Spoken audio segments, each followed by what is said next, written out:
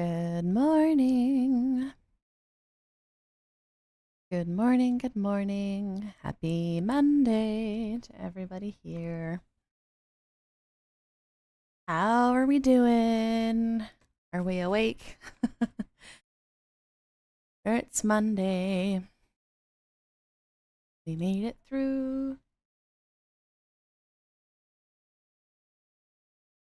Always a moment of respectful silence for our house hippo. Monday are at best neutral. Yeah. I'm a little more on the blah side of neutral this morning. I was wide awake until 2 in the morning last night. So if I am tripping over my words or saying things that don't make sense, y'all know why. Yeah, it was a long night. We'll start on YouTube this morning because I always start on Twitch. Good morning, Erasmus Atlantic and Marquis.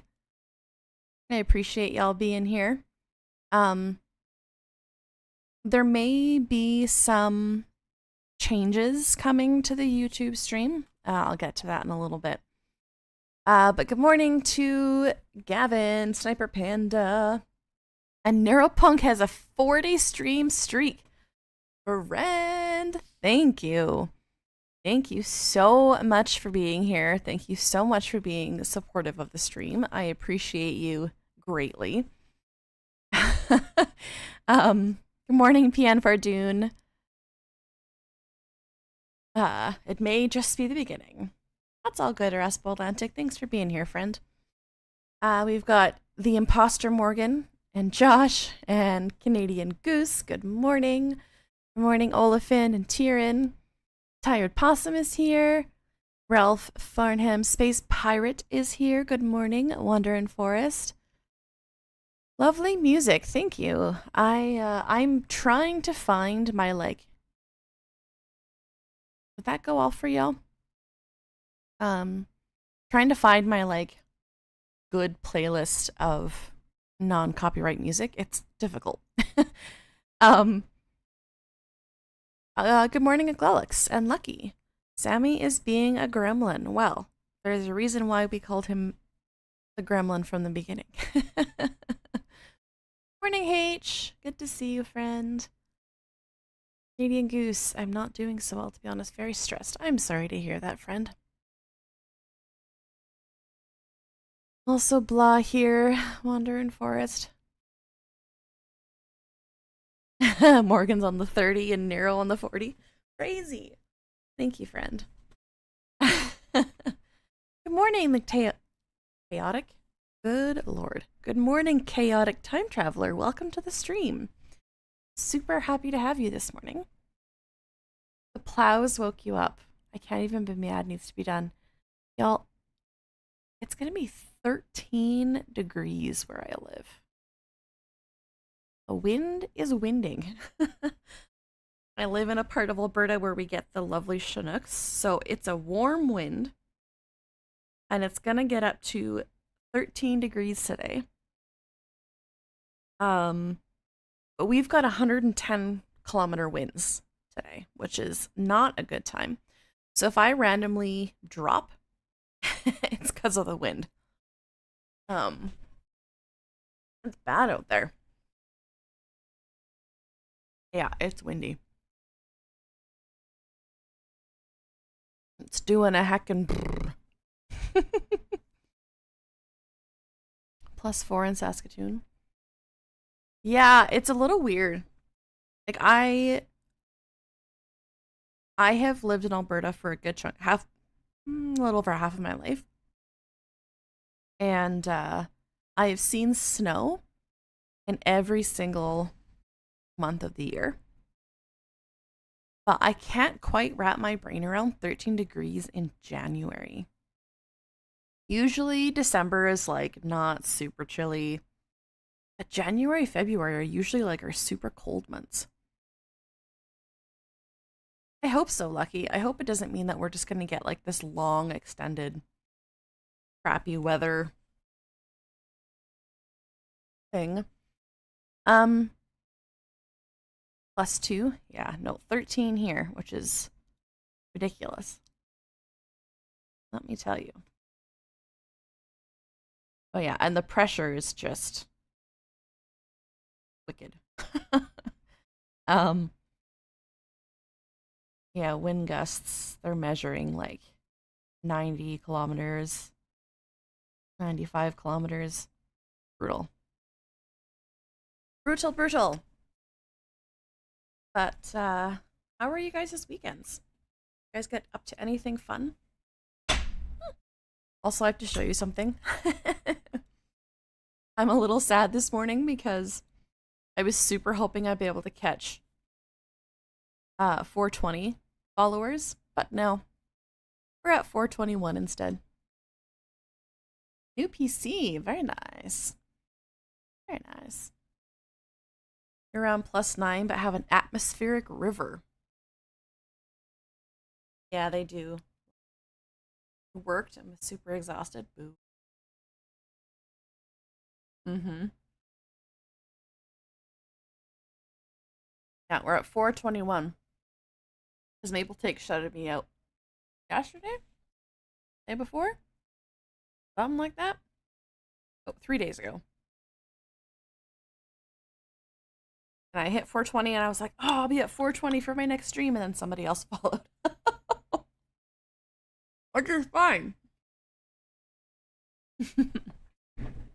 But yeah.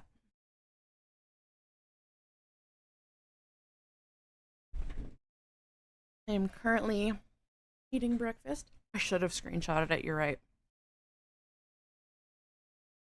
Good morning, Ange McCulslin on YouTube. Is that how you say your name? Or is there a better way to say it? Let me know. I definitely should have screenshotted it.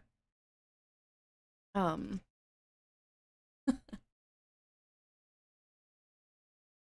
me think. What did I do this weekend? Therapy.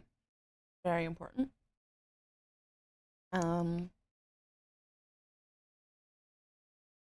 We had an extended family Christmas get together on Saturday. Fun. 8 away from the channel. Funny number. Everyone go give Gavin a follow. At Sniper Panda. Had a good weekend for the most part. Med increases kicking your butt. Yeah. That is no good.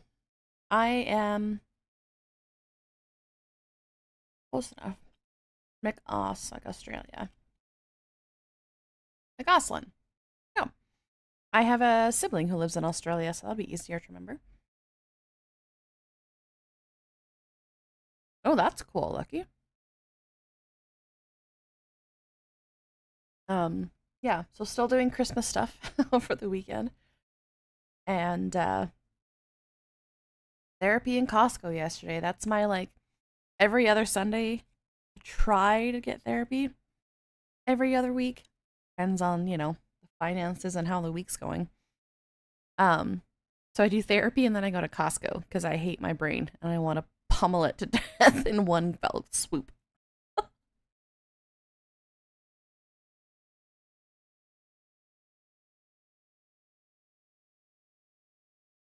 But yeah.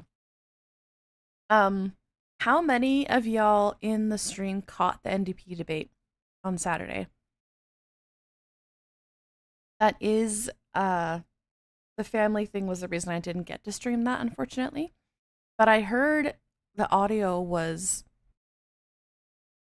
super well organized and easy to hear.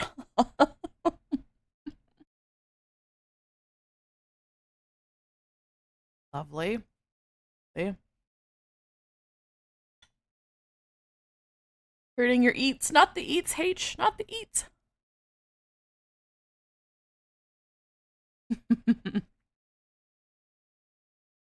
I was looking, you guys saw this yesterday, but I was looking for a better version of it. And people had uploaded like this is the audio fixed version of the debate. I'm like, if this is the fixed version, Moya Moya. I do. It spoiled your appetite. Oh no. it sucks because I wanted to watch it this morning with everyone. Um, but I don't want to like torture y'all. Um,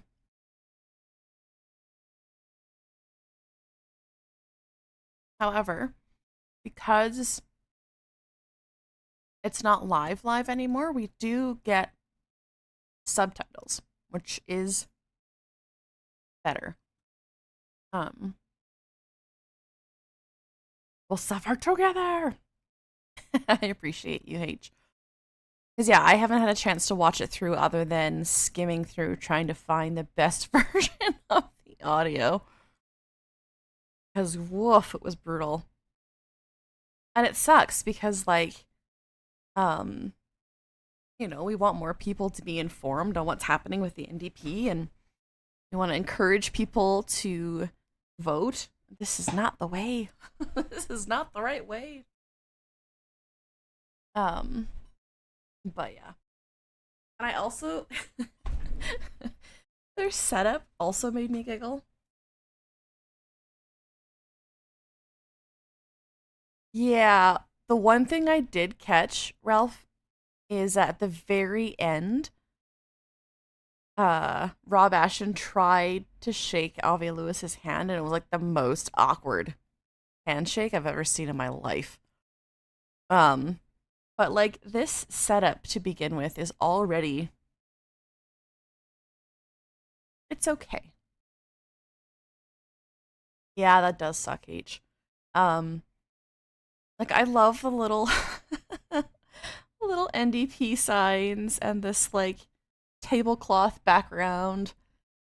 It is giving high school gym debate. It absolutely is. And like the audio table. It's a little brutal. I could not do a debate like this. I know. Give me a nice leather armchair and I'll debate you for days. Hey Kai the library guy, welcome. Welcome, friend. Good to see you. It's been a while. Hope you're doing well. Oh, I know Olafin. Like I know people that um they decorate for stuff like this. Like they get hired by I had a friend of mine that got hired by the Conservative Party to decorate an area for I don't know, a dinner or something that they did, and it was so much better than this. Like these plants are just screaming for help. That's true, Possum. Whose sign is better? Mm, um, I find Rob's is too busy. Um, I like Tennille's a lot, and I like Tony's a lot. Yeah, they are winning on readability. You're managing 2 TikTok pages now. Holy smokes, friend.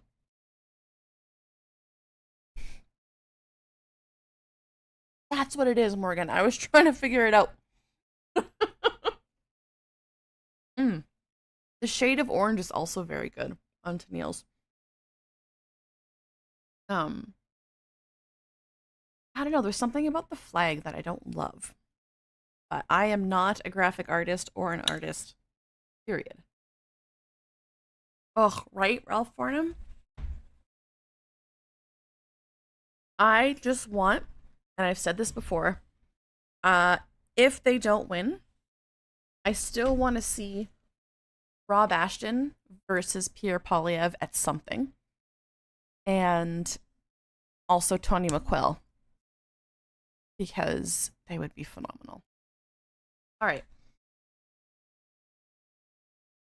Yeah, that's fair, H. I also, yeah, let's make a deal or no deal. Yeah, the clear podiums are definitely a choice. And like this one random yellow stool. But, it's at a university. They did their best. But considering that we're in Toronto, I don't need to watch the preamble, I don't think. Daniel. Let's go right to the beginning so we don't burn our ears the whole time. They could have done way better. Yep. Room design is my passion type energy. Yeah, kinda. Yeah. I have helped decorate for a lot of weddings. There are lots of better things that you could have done with this backdrop, but that's okay. It was your first intro to Mike Layton. Nice. Awesome. We are going to turn the subtitles. I already know who you're voting for, but I'm interested in this respect. I still don't have my number one. I know who my number 2 and 3 would be, for sure. But man, it's tough. And I love that it's tough. I love having choice. Because in the last federal election, it sure as heck didn't feel like we had choice. Yeah. All right. Let's turn this music off. One moment.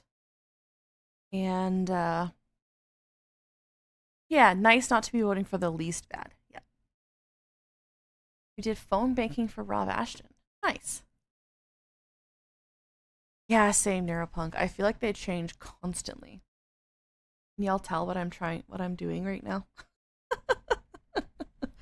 All the crocheting. Ranked voting is fun, and it fascinates me because the only other, to be completely honest, the only other federal party leadership race that I voted in was in the conservative one when I was in my late teens. And it took me so long to figure out, like, what do you mean if I put someone as number 2 and everyone puts someone as number 2? That means that they're more likely to win. Like, it took me so long to figure that out. But I like it.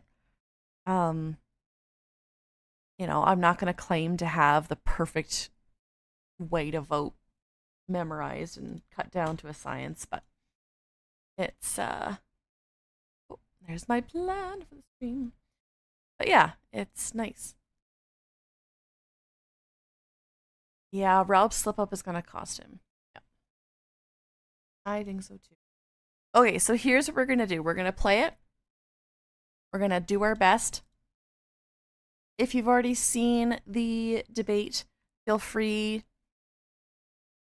Go get a coffee, go make yourself a tea, go for a walk. And yeah, I'm gonna skim through anything I can, but I do want to watch through this and chat through it with y'all and get your guys' opinion. So let's see how it goes. Watch your ears.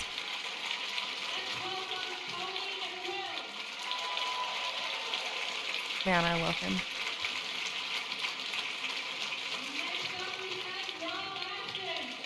Robson, not so much.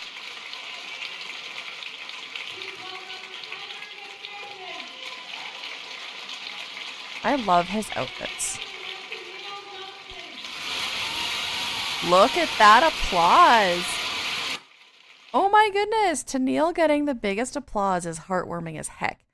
How's the volume ratio? Do I need to turn myself up, turn that up, them up? Let me know.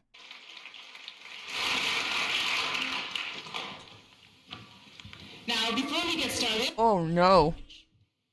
I'd like to share the format for tonight's debate. Each candidate will have 1 minute for the NDP. Candidates were told in advance that they can answer their question in English or French. Candidate has 1 minute, and we'll start with Rob Ashton. That's some serious clipping. Yeah, I'm trying to skip over as much as I can because I know the audio is so bad. Look at my party dog. Morning, Moose, by the way. Good to see you, friend. Oh, that's so bad. From Vancouver. And I want to ask you something. Who here is struggling with rent? Who here is struggling with the cost of groceries? Who's worried about the state of the planet that our kids are going to inherit? And honestly, who's just plain tired of being screwed by liberals and conservatives? That's good, Possum. Me too. Oh, it's all of them. The leader of the NDP. I've had enough of the broken system when the ruling class profits off our backs. We're being hit from all sides. Forget about finding a place that's affordable. Groceries cost a damn fortune. Sorry. Wasn't there someone in the Discord that was there in person? Is that silly little Canadian? In the Discord, I'm trying to remember if they said it was that bad in person. And even working 2 or 3 jobs Hello, isn't enough anymore. That's what happens when a system is built for the rich and protected by the politicians who enable them. I spent my whole life shoulder to shoulder with the people who keep this country running. Morning, Suo. Organizing. We are watching the horribly mic'd leftist audio debate. We may not make it through all of it. Okay, Olafin.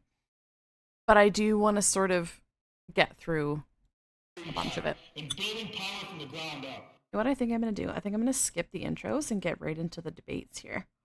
We've heard their intros. We know who they are. Which we have 1 minute each question, followed by a 3-minute of open debate per question. And our first theme tonight is affordability. Politicians often use affordability as a buzzword, touting that they'll make life more affordable. But working class Canadians are still living paycheck to paycheck, while students, people living with disabilities, and seniors are being left behind. What is unique about your plan to truly address the cost of living crisis and make the NDP the only choice for voters in the next election? We'll start with Heather McPherson. Thank you very much. Listen, that's true. You know, the deal is broken. The deal that said that if you worked hard, you know, if you had a good job and you worked hard, you'd be able to afford a home, you'd be able to raise your family, you'd be able to live with dignity in this country, that's broken. And so for me, one of the key pieces we need to look at when we look at affordability, what's one of the things that every single one of us has to pay for? Housing. You know, my very first policy that I brought forward was on housing, and what we need I can't believe Bianca Michiani is in here. housing emergency.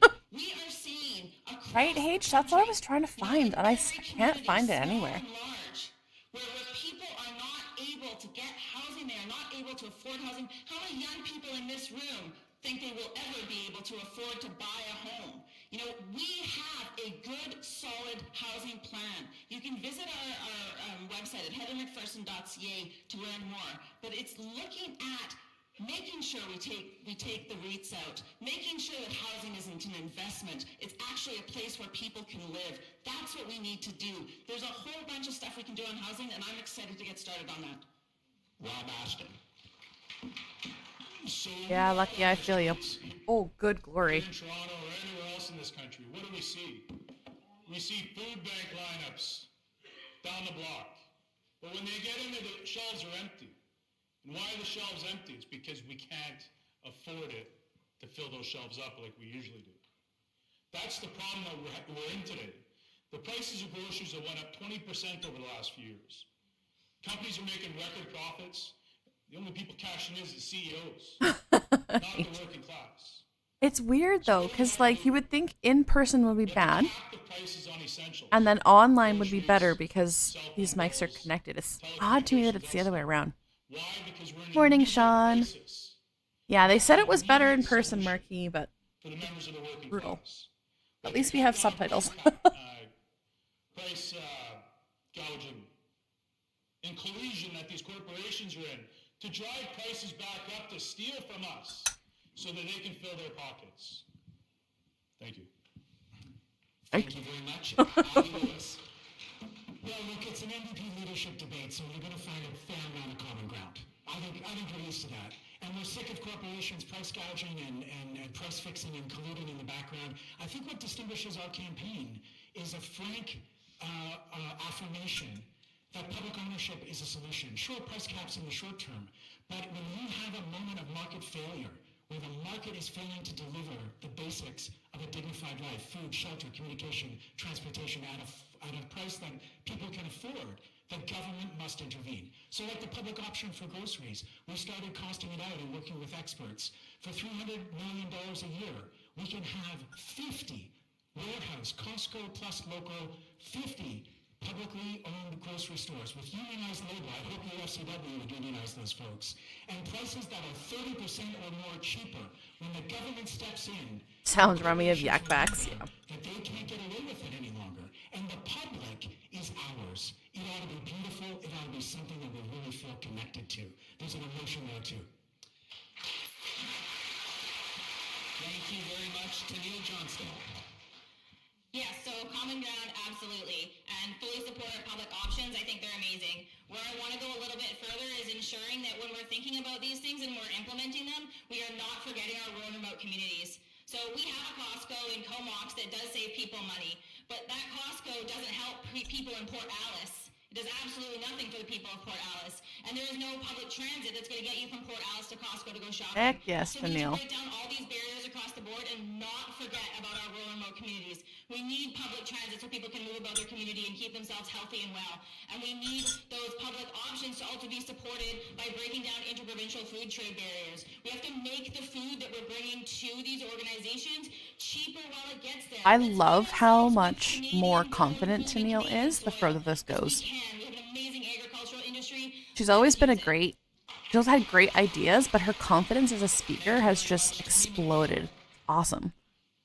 In terms of our campaign, the first thing we said a minority NDP government would do would be bring in a citizens' assembly on proportional representation.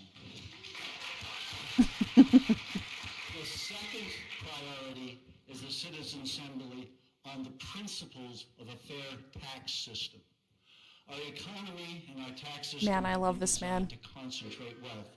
And if we're going to I have love the resources and money pockets. to invest in things like a universal basic income Woohoo! and promoting UBI mentioned. living wage, these are things which will help deal with the issue of cost of living by putting money directly in people's pockets. But we have to have a tax system that is prepared Yeah, to it go is, H. after those who have been concentrating wealth for generations. And that's what our political system under First Past the Post has allowed to happen, and it's what our tax system and our economists have encouraged. So this is all multi-solving. Whoa, feedback.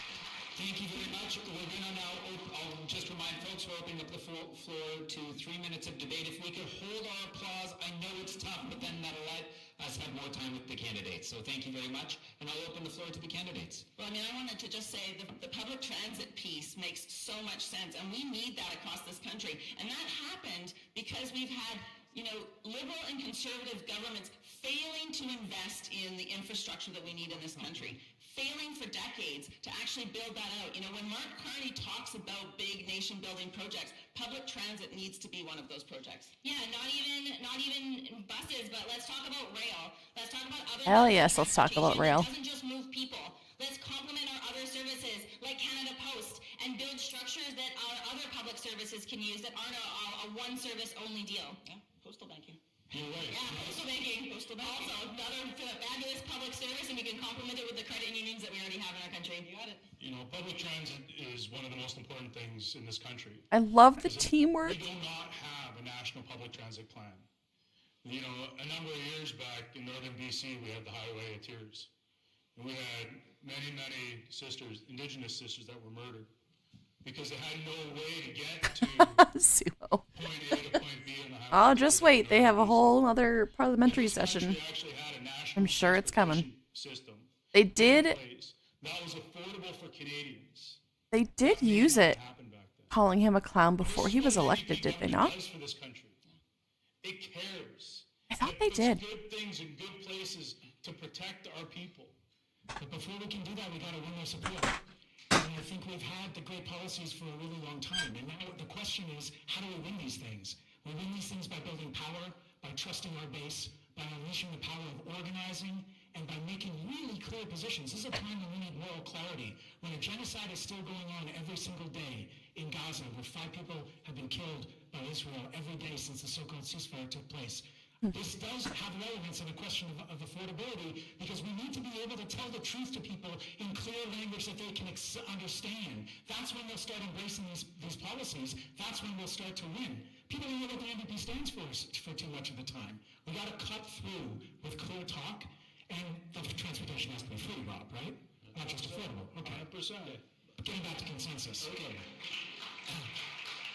But that whole question of Ooh, there's some barbs being thrown there. is so critical, and militarism is one of the places where we have to ask, why are we spending money on ways that we can kill each other when we can already wipe ourselves off the planet with nuclear Woo! Absolutely. Yeah. So our campaign has called for an immediate embargo on selling Canadian weapons systems in support to the United States because they're clearly now Hold your applause. Not so much. in terms of international law and international peacemaking. Tony, are you connecting that to people's daily lives? Yeah, because militarism is the way you keep spending money on stuff you don't need and don't spend money on stuff we do need. Thank you. And we don't have money. I was going to get there, Abby, but the last thing I have to do is To give workers protection, so we're guaranteed an affordable lifestyle. Thank you very much, candidates. And now we're going to move on to one of my favorite topics, housing. Solving the housing crisis is complex. It often requires cooperation between different levels of government, and new housing can't be built. Wow, these mics are real bad.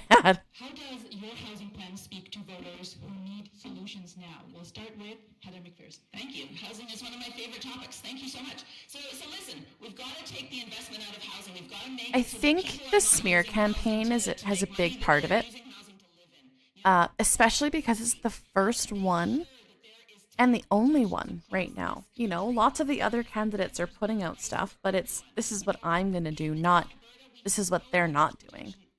I think that that ad is really going to bite Rob in the butt.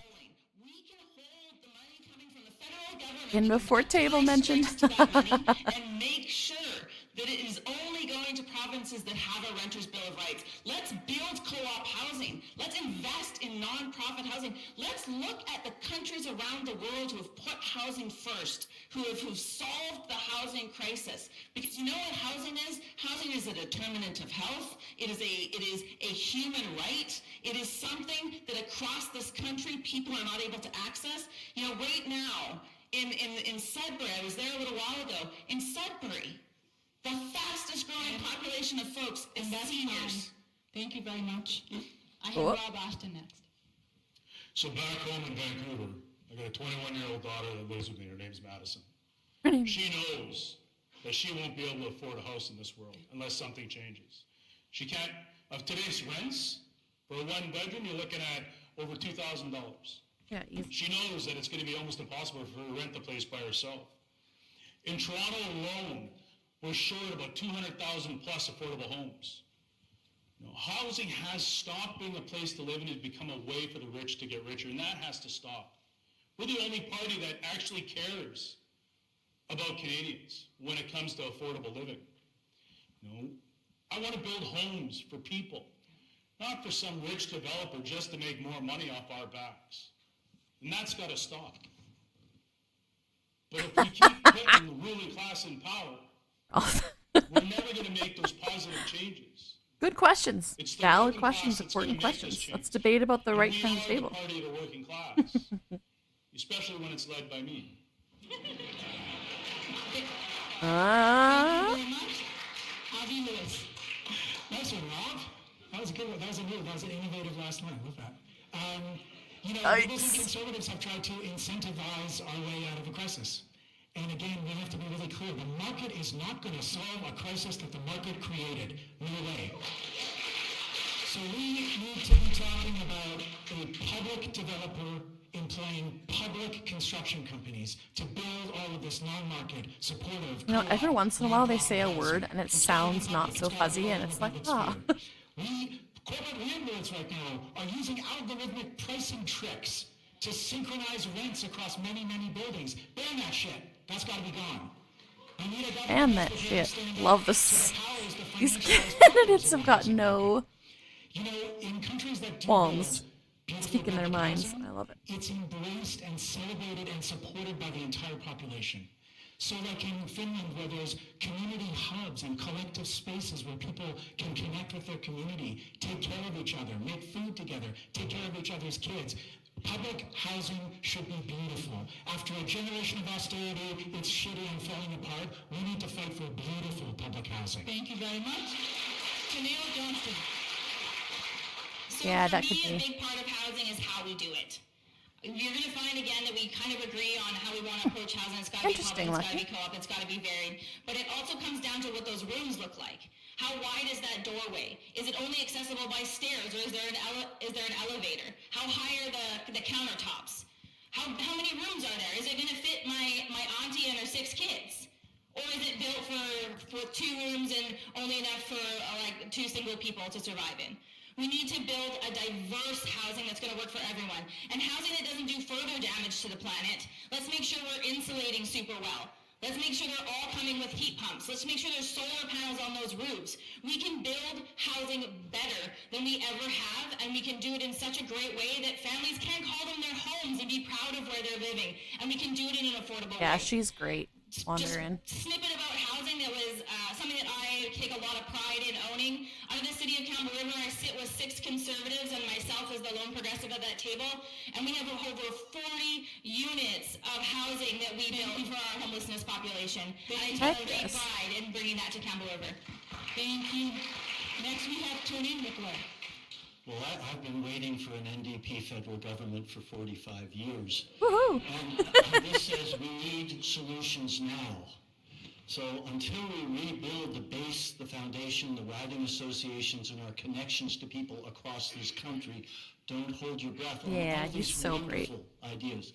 In our stuff, we're calling for working with cooperatives, working with nonprofits, building housing. But in terms of our 4 R's, which is There we go with the 4 R's. regeneration, we need to be Riding, looking also R-I-D. how do we take Zuo. building stock that exists Not in writing. our communities and make it Captions are into not gonna be perfect. affordable housing, and how do we make the land around it something that is regenerative and a place where people can garden, so that affordability for food becomes a little closer to Yeah, home. that's fair. And so we need to do that. And All good, I would friend. say you need to start working now, building that community that will Yeah, the patience, but also just the, like, I've been waiting 45 years for this, so I guess now it's my turn to try. It's pretty awesome, too. Because until we do that, there isn't going to be a federal government investing it. We stole real estate from the indigenous people. That's how the real estate market in Canada got going. Thank you very much. All right, you know the drill. You've got 3 minutes. Open floor. Morgan. So look, we have to put in real rent control programs into this country. And across the country, in every city, in our provinces, and our territories, we have to stop rent evictions. That's one of the bigger cancers in our housing crisis, is people that can afford the rent they're in, and then they kicked out. So the landlord, the rich corporate empire landlord, can redesign and remodel it and double their rent. This is what I swear, but I'm not going to. It's gross, and we've got to end it. Why do we have to end it? Is so we can start taking back from these corporate empires. We have to end them. We have to make sure that renters are protected in this country. We have to make sure that we control the prices. How do we do that? We need a national cap on rent increases. It's a really simple thing. As long as the federal government's power is the power of the purse, housing transfers from provinces freeze until there's a national cap on rent increases, and that includes between tenants. It's just not on new units or on existing units. Oh, the audio's getting worse, y'all. The landlord doesn't get to triple the rent for the next person coming in. A national cap on rent increases tied to the rate of inflation. So that rents don't See, go Laurel, up I faster kill than those inflation. plants too. That's That's something for the everyone to problem. And why do we have to do that? Because housing is a right. It's not a privilege. One thing I want to just point out as well, if there is ever a reason why we need a strong New Democratic Party, it is for this. Mark Carney promised twice as much during the April election to spend on housing than he delivered in the budget this fall. You know, that's the stuff that we see from this Liberal government, is that they think that they can tell us that they're going to invest in housing. And when it comes right down to it, you know, Tony's right. 5% on defense spending and half what they promised on housing. If we actually believe that housing is a human right, Oh, no, we Zero. have to treat this as the national emergency it is. That allows us to mobilize resources. That's the thing that we can do to get really going on housing and really come up with solutions. Well said. I want to pop back to something that Tony mentioned around Indigenous land and housing. Yeah, If you wanna see that's housing gonna built, happen with partner with a your debate like nations. this. If you want to build housing fast and in a good way, partner with your nations. Right now, we do not have governments that are going and building relationships with nations and saying, what do you got on your books that you want to get done? How can you help us get out of this economic crisis? We're walking up to them and saying, hey, we've got this project that we want you to do, and we want you to do it on your land, how we want to do it. Are you game? Like, that's not how this works. If we want to move fast in our economy, if we want to build housing like crazy, we need to build relationships with our nations across the country, and Heck that yes, starts with Neil. showing up, owning our place in the impact that we've had in their community, and moving forward together in partnership. Yeah, absolutely. Housing is nation building in a way that pipelines, nuclear reactors, and mining are not. Hell yeah. Well, thank you very much. I think we're starting to get warmed up. And we're ready for some rapid fire questions. I made the observation that a leadership debate of this kind is a lot like a family meal. So let's Oh, get down to Abel mentioned. some details real quick. Candidates, you'll each have 10 seconds to answer each rapid fire question in the following order: Tony, Heather, Tennille, Rob, Avi. Remember that. Remember who you're after. You've got 10 seconds each. Tony. Where is your favorite place the campaign has taken you and that you've never been before? Tony. Well, I've stayed home because part of my redesign is not traveling and using up fuel. Hold the applause, please. Heather. Honestly, I was in Prince Albert this week. I was in Prince Albert, and PA is awesome. We had such a fun time. There were tons of people who came out. You know, that's what building this party is about. It's going into all of these communities and talking to New Democrats. I'm going to the Maritimes, hopefully tonight on a late night flight. I've got 9 stops in 72 hours. Rob. Yep. Sudbury, Ontario. Amazing place with amazing workers in there. People that fight for everything they've got. The new flower bus factory in Winnipeg, Ah, Canadian yeah. Steel coming in on board, Unifor workers making electric buses for the electric bus revolution. Yeah, I across heard this about the country. emoji question, Olafin. Next up, if you weren't running for NDP leader or doing any job you've done previously, what job would you be doing right now? Tony. I'd be baking cookies with my grandkids. Oh, my heart. Okay, I've always really wanted to be a beekeeper. I would be a beekeeper. Tony, you can teach me how. Tennille. I'd be a lawyer. Oh. Rob. Be one of the Backstreet Boys. I didn't get the memo about fantasy jobs, so I think there's real work we need to be doing. I think I'll start a YouTube channel and try to recapture the manosphere and bring some young men back to the left. Love that. Great answer. Rapid fire. What is your most used emoji? Oh, this Tony? I'm too old to use emojis. But I have figured out the heart. Oh, of course it's the Oh heart. my goodness, that's a tough one. I think it's this one, the guy that goes, Tennille. if I take out the orange heart, it might be an eggplant.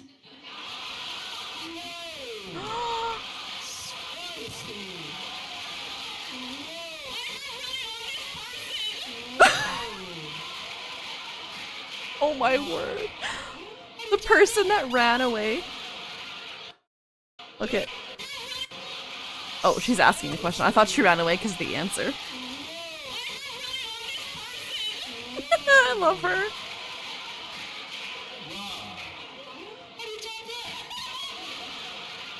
That's not mine. That's not mine. With the laughing face.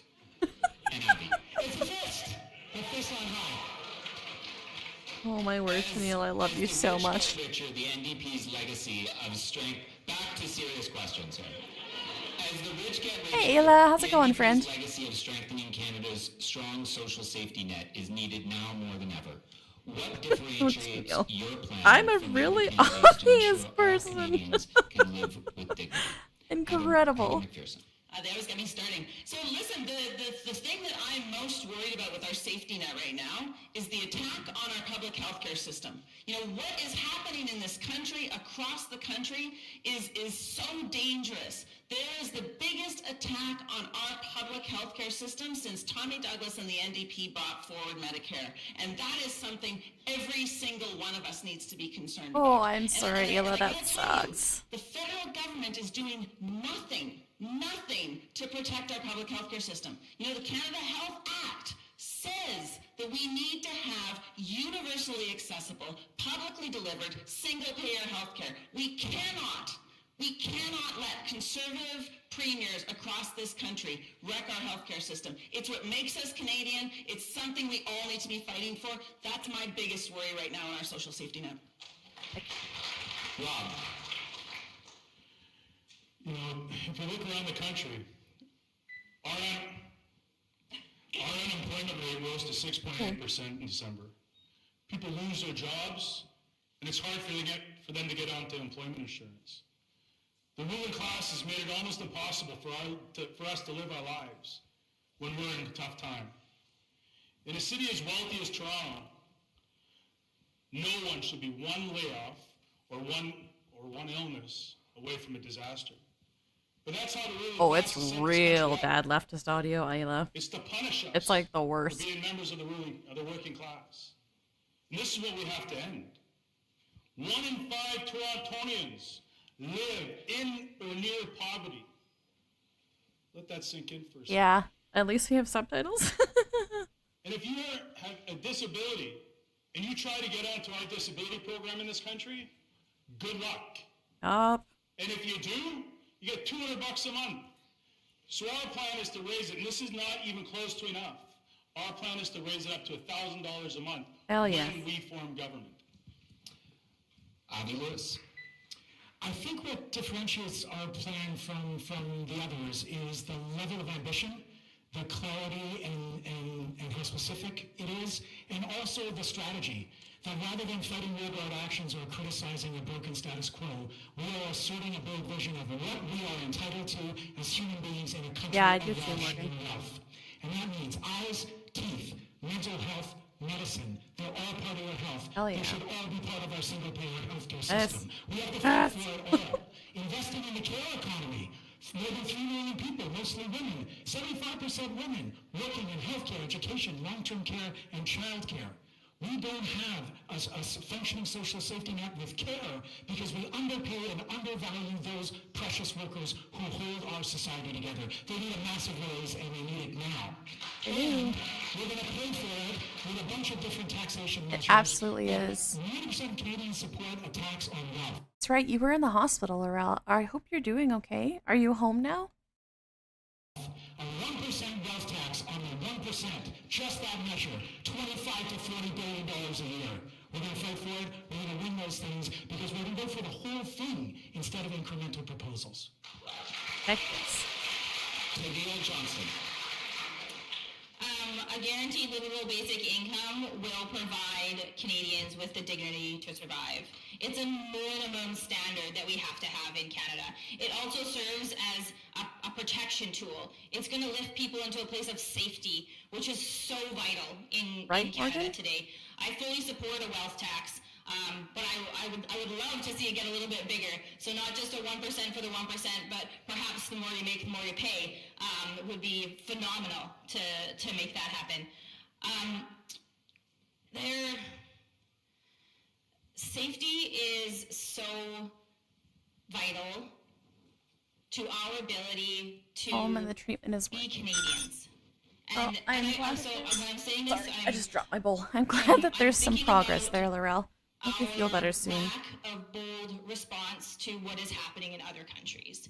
If we as Canada are going to be a country that says we stand up against genocide within our own borders, We have to do that when that work is happening in horrific ways outside of our borders. And we're not doing enough for it, and we have to be better in that. So safety inside of ourselves, but safety outside of our borders as well. Thank you very much. And finally, Tony McQuell. 45 years ago, we could have been incremental in the environment and in terms of creating a healthier, more equitable, distributive economy. That time has passed for both the environment and our society. So we're calling for both a progressive wealth tax, so it might start at 1%, but it's going to get higher, and a much more progressive income tax. Because I've been doing my income tax since I started having a job in Canada, and it always burns me to see the way it drops off. I thought, just a little bit higher than I'll ever make. So we've got to have an income tax that lets us have the resources to put in a universal basic income, and that lets us support a healthy healthcare system. But we are not going to have governments that enforce the Canada Health Act unless we also change how we organize and how we build. Thank you very much, Tony. And now we'll set the clock to 3 minutes, and we'll open the floor to debate. Okay, let me just say, yes, it is a progressive wealth tax. The way you get to $40 billion a year is by 2% on people with $25 million and by 3% on people with $50 million or more. And let's go to 4 for people with $100 million. How do you spend $100 million in your life anyway? And we're not even talking about the billionaires who ought to be taxed a lot harder than that. I think we all support the progressive principle. Okay. I'm really glad to hear that, Laurel. What we need to do is help people understand the difference between a billion and a million. Because when you write it, it's an M or a B. When you do it in zeros, it's 3 zeros. But if you had a million seconds to live, we'd all be dead in 11 days. If you had a billion seconds to live, we'd have 31 more years ahead of us. That kind of puts it in a little different perspective. When I first ran in 1980, Google says there were maybe 5 billionaires in Canada. Now they say there's over 70 billionaires. That's a 1,400% increase. And you know what? I don't think living's gotten that much easier for most people. AI is contributing bigly to that. Making more billionaires? Yeah, real easy with AI. I want to touch on the Canadian Health Act. That act has been stripped of all accountability. It's a check that's written and tossed off to the provinces and territories with great expectations and no ability to actually hold anybody accountable either way. Provinces are having a hard time and territories having a hard time holding the federal government accountable, and the federal government doesn't really hold the provinces and territories accountable. So we need to fix that. That Canada Health Act has to have structure in it, and we have to be able to keep ourselves federally accountable to how we're funding that. I'm a big champion of nurse-to-patient ratios across the country. We're doing it in BC, but there's no reason why a nurse in BC should be able to have a patient ratio and a nurse in Ontario shouldn't. That's not fair. So we need to bust that open, and we need to pay our fair share as the federal government into our public healthcare system, because we are not contributing enough. Absolutely not. And you know, the other thing I think we talked about, and I think you'll find that we all agree on many of these things, but it is fixing our taxation system. You know, the fact that there are loopholes in our taxation system that you could drive a semi through are making inequality so much worse in this country. And the other side of that is wages. You know, we need to have a national minimum wage strategy. We need to have the ability to increase our wages. You know, people's wages are not keeping up with the cost of living. So we can talk about how much everything costs, but we also have to talk about workers are not getting paid what they deserve in this country, and that needs to change as well. The one thing that nobody up there has touched on the social safety net yet is people with addiction issues. We have to have wraparound care for people with addiction issues. Mm-hmm. That means housing, because that brings dignity to your life when you have a house. That means treating people from step one until they don't need it anymore, and maybe they'll need it for the rest of their lives. Mental health therapy, addiction counseling, whatever type that's out there that can help somebody, and there's many different types. Because I'll tell you what I'm tired of. I'm tired of our system failing our family members. I'm tired of our health system failing our friends and watching them die. This is a fight that we have to take on nationwide, in every community and in every corner. Well, then we need drug testing because 15,000 people have died since the emergency was declared. It's a mass casualty event. We need to test people's drugs and have harm reduction. All right, thank you very much. Patient support. We're going to move on to our second Hey, theme, Ninja. which is jobs. Candidates will have 1 minute to answer each question, followed by a 3-minute debate as per our theme. So my question is, youth across Canada have been hit the hardest by this job crisis. For example, in Ontario, youth unemployment is at 17.8%, a near record high. What is your plan to fix the job market for young Canadians? We'll start with Heather. Thanks, McPherson. Ange. So we've got a great plan on fixing the crisis that is youth unemployment. Hey, Amanda. One of the things that we Welcome. wanted to do is look at a year-round program. You know, we've got the half-baked plans that the Liberals come forward with, like the Canada Summer Jobs Program. Let's have a program that's year-round, where young people get actual real work experience, where they get experience in things like our green economy, in trades, in the care economy, that is well-funded, well-supported. You know, let's make that tied to a mentorship program, so that once they're done 18 months within that program, they can transition into a mentorship program into their career. You know, the other piece for us, we looked at, of course we want free university. There's 24 countries in the world that have free university. We should have that in Canada. But let's expand it to apprenticeships, so that if folks want to go into the trades, there's a grant program for that. We can help get young people started. These are the things that are good for our Canadian economy, not just for young people, for all of us. Thank you very much. We're doing great for time. All right, next we have Avi Lewis. Yeah, the youth employment crisis is part of a general employment crisis, and it's about to get bigger as we now have a Minister of AI Sales in Canada. And we need to pause AI development in Canada and pause these Oh, data this whole centers. thing is so bad, Ninja. We're talking about a moratorium on them because they're We're stealing gonna those jobs first and foremost. see how long we make it, but the audio's like this the whole time. Fighting for a long time. We need to cancel student Oh, debt. and now they just turned them off. The best ways to keep people in undignified exploitative employment is graduating with all of that debt. We're calling for a Green New Deal, a Canadian Green New Deal, to spend 2% of our GDP addressing the climate emergency. A big part of that would not be the performative concession youth climate core that the Liberal Wow, we're government just finally conceded don't in get the to last hear the budget. rest of it, I guess. A real $1 billion a year youth climate core that would put tens of thousands of young people to work on the land, doing housing retrofits, watershed remediation, fire prevention, and actually building careers and learning skills in addressing the existential emergency of the climate breakdown. Thank you very much. Next we have Tony McQuinn. We have two R's, regeneration and redesign. And I guess redistribution comes in here as well. Imagine the $30 billion a year that are currently given in subsidies to the oil companies. And imagine instead that was offered out to community groups and organizations across the country from sea to sea to sea. $1 million grants would do 30,000 communities. $500,000 grants. Yes, it was, Ayla. 60,000 communities.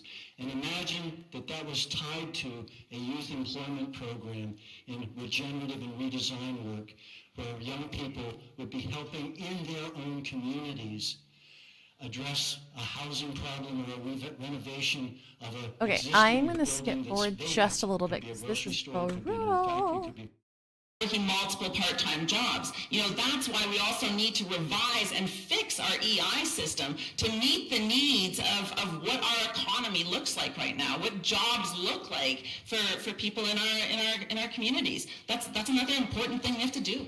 I want to return a little bit to the question of public ownership. How do we ensure that young people actually get good paying jobs, get into the trades, and get into situations where they can actually get into unionized jobs? Only public ownership is going to do that for us.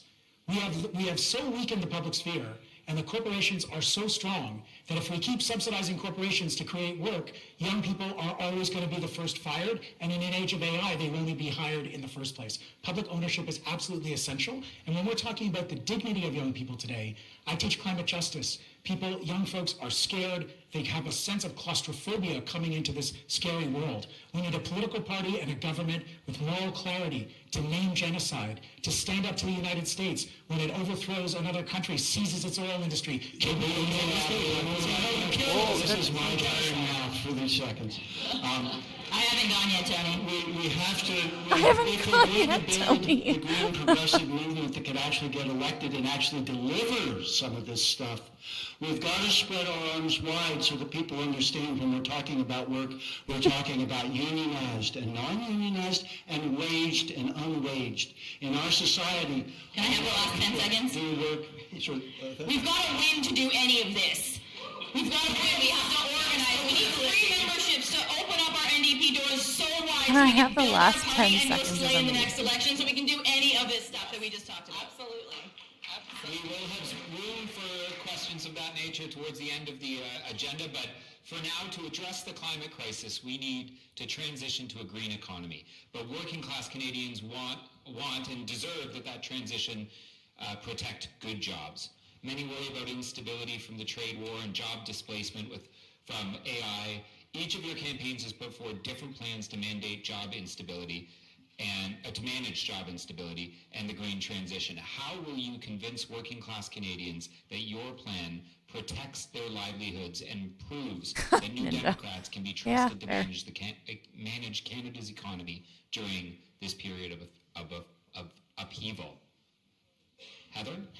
And I'm first again. Listen, I'm from Alberta. You know, we have lived a boom-bust economy for generations, and it sucks. And it sucks for workers. It is terrible. And then, you know, what I'm seeing right now across the country is this abdication of protecting workers' rights by this federal government. You know, when Algoma Steel got $500 million and then laid off 1,000 workers right before Christmas, you know, there needs to be strings attached to that stuff. There needs to be protections for workers. You know, the last people to get laid off are the workers, not the first. Heck You know, yes. we've got to come up with a plan that brings workers with us. Folks don't believe us when we say things like a just transition or whatever. Workers don't believe us. They think that means they're not going to have a job. So we've got to have jobs ready for them. We've got to have a plan. You know, I look at what Danielle Smith did in Alberta when she shut down renewables. We should be investing in renewables. Let's take the billions of dollars of oil and gas subsidies and put them into renewable energy across this country.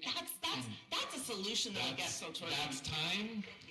Absolutely. Yeah, we have to be really straightforward and clear. We must get off fossil fuels as quickly as possible, not just to address the climate breakdown, but to address the fact that we can't go through another boom and bust, as Heather has said, and we're headed for another one now with the United States taking over Venezuela. Yeah, I think we're getting close to the Look, end. The biggest enemy for oil and gas workers is the industry itself.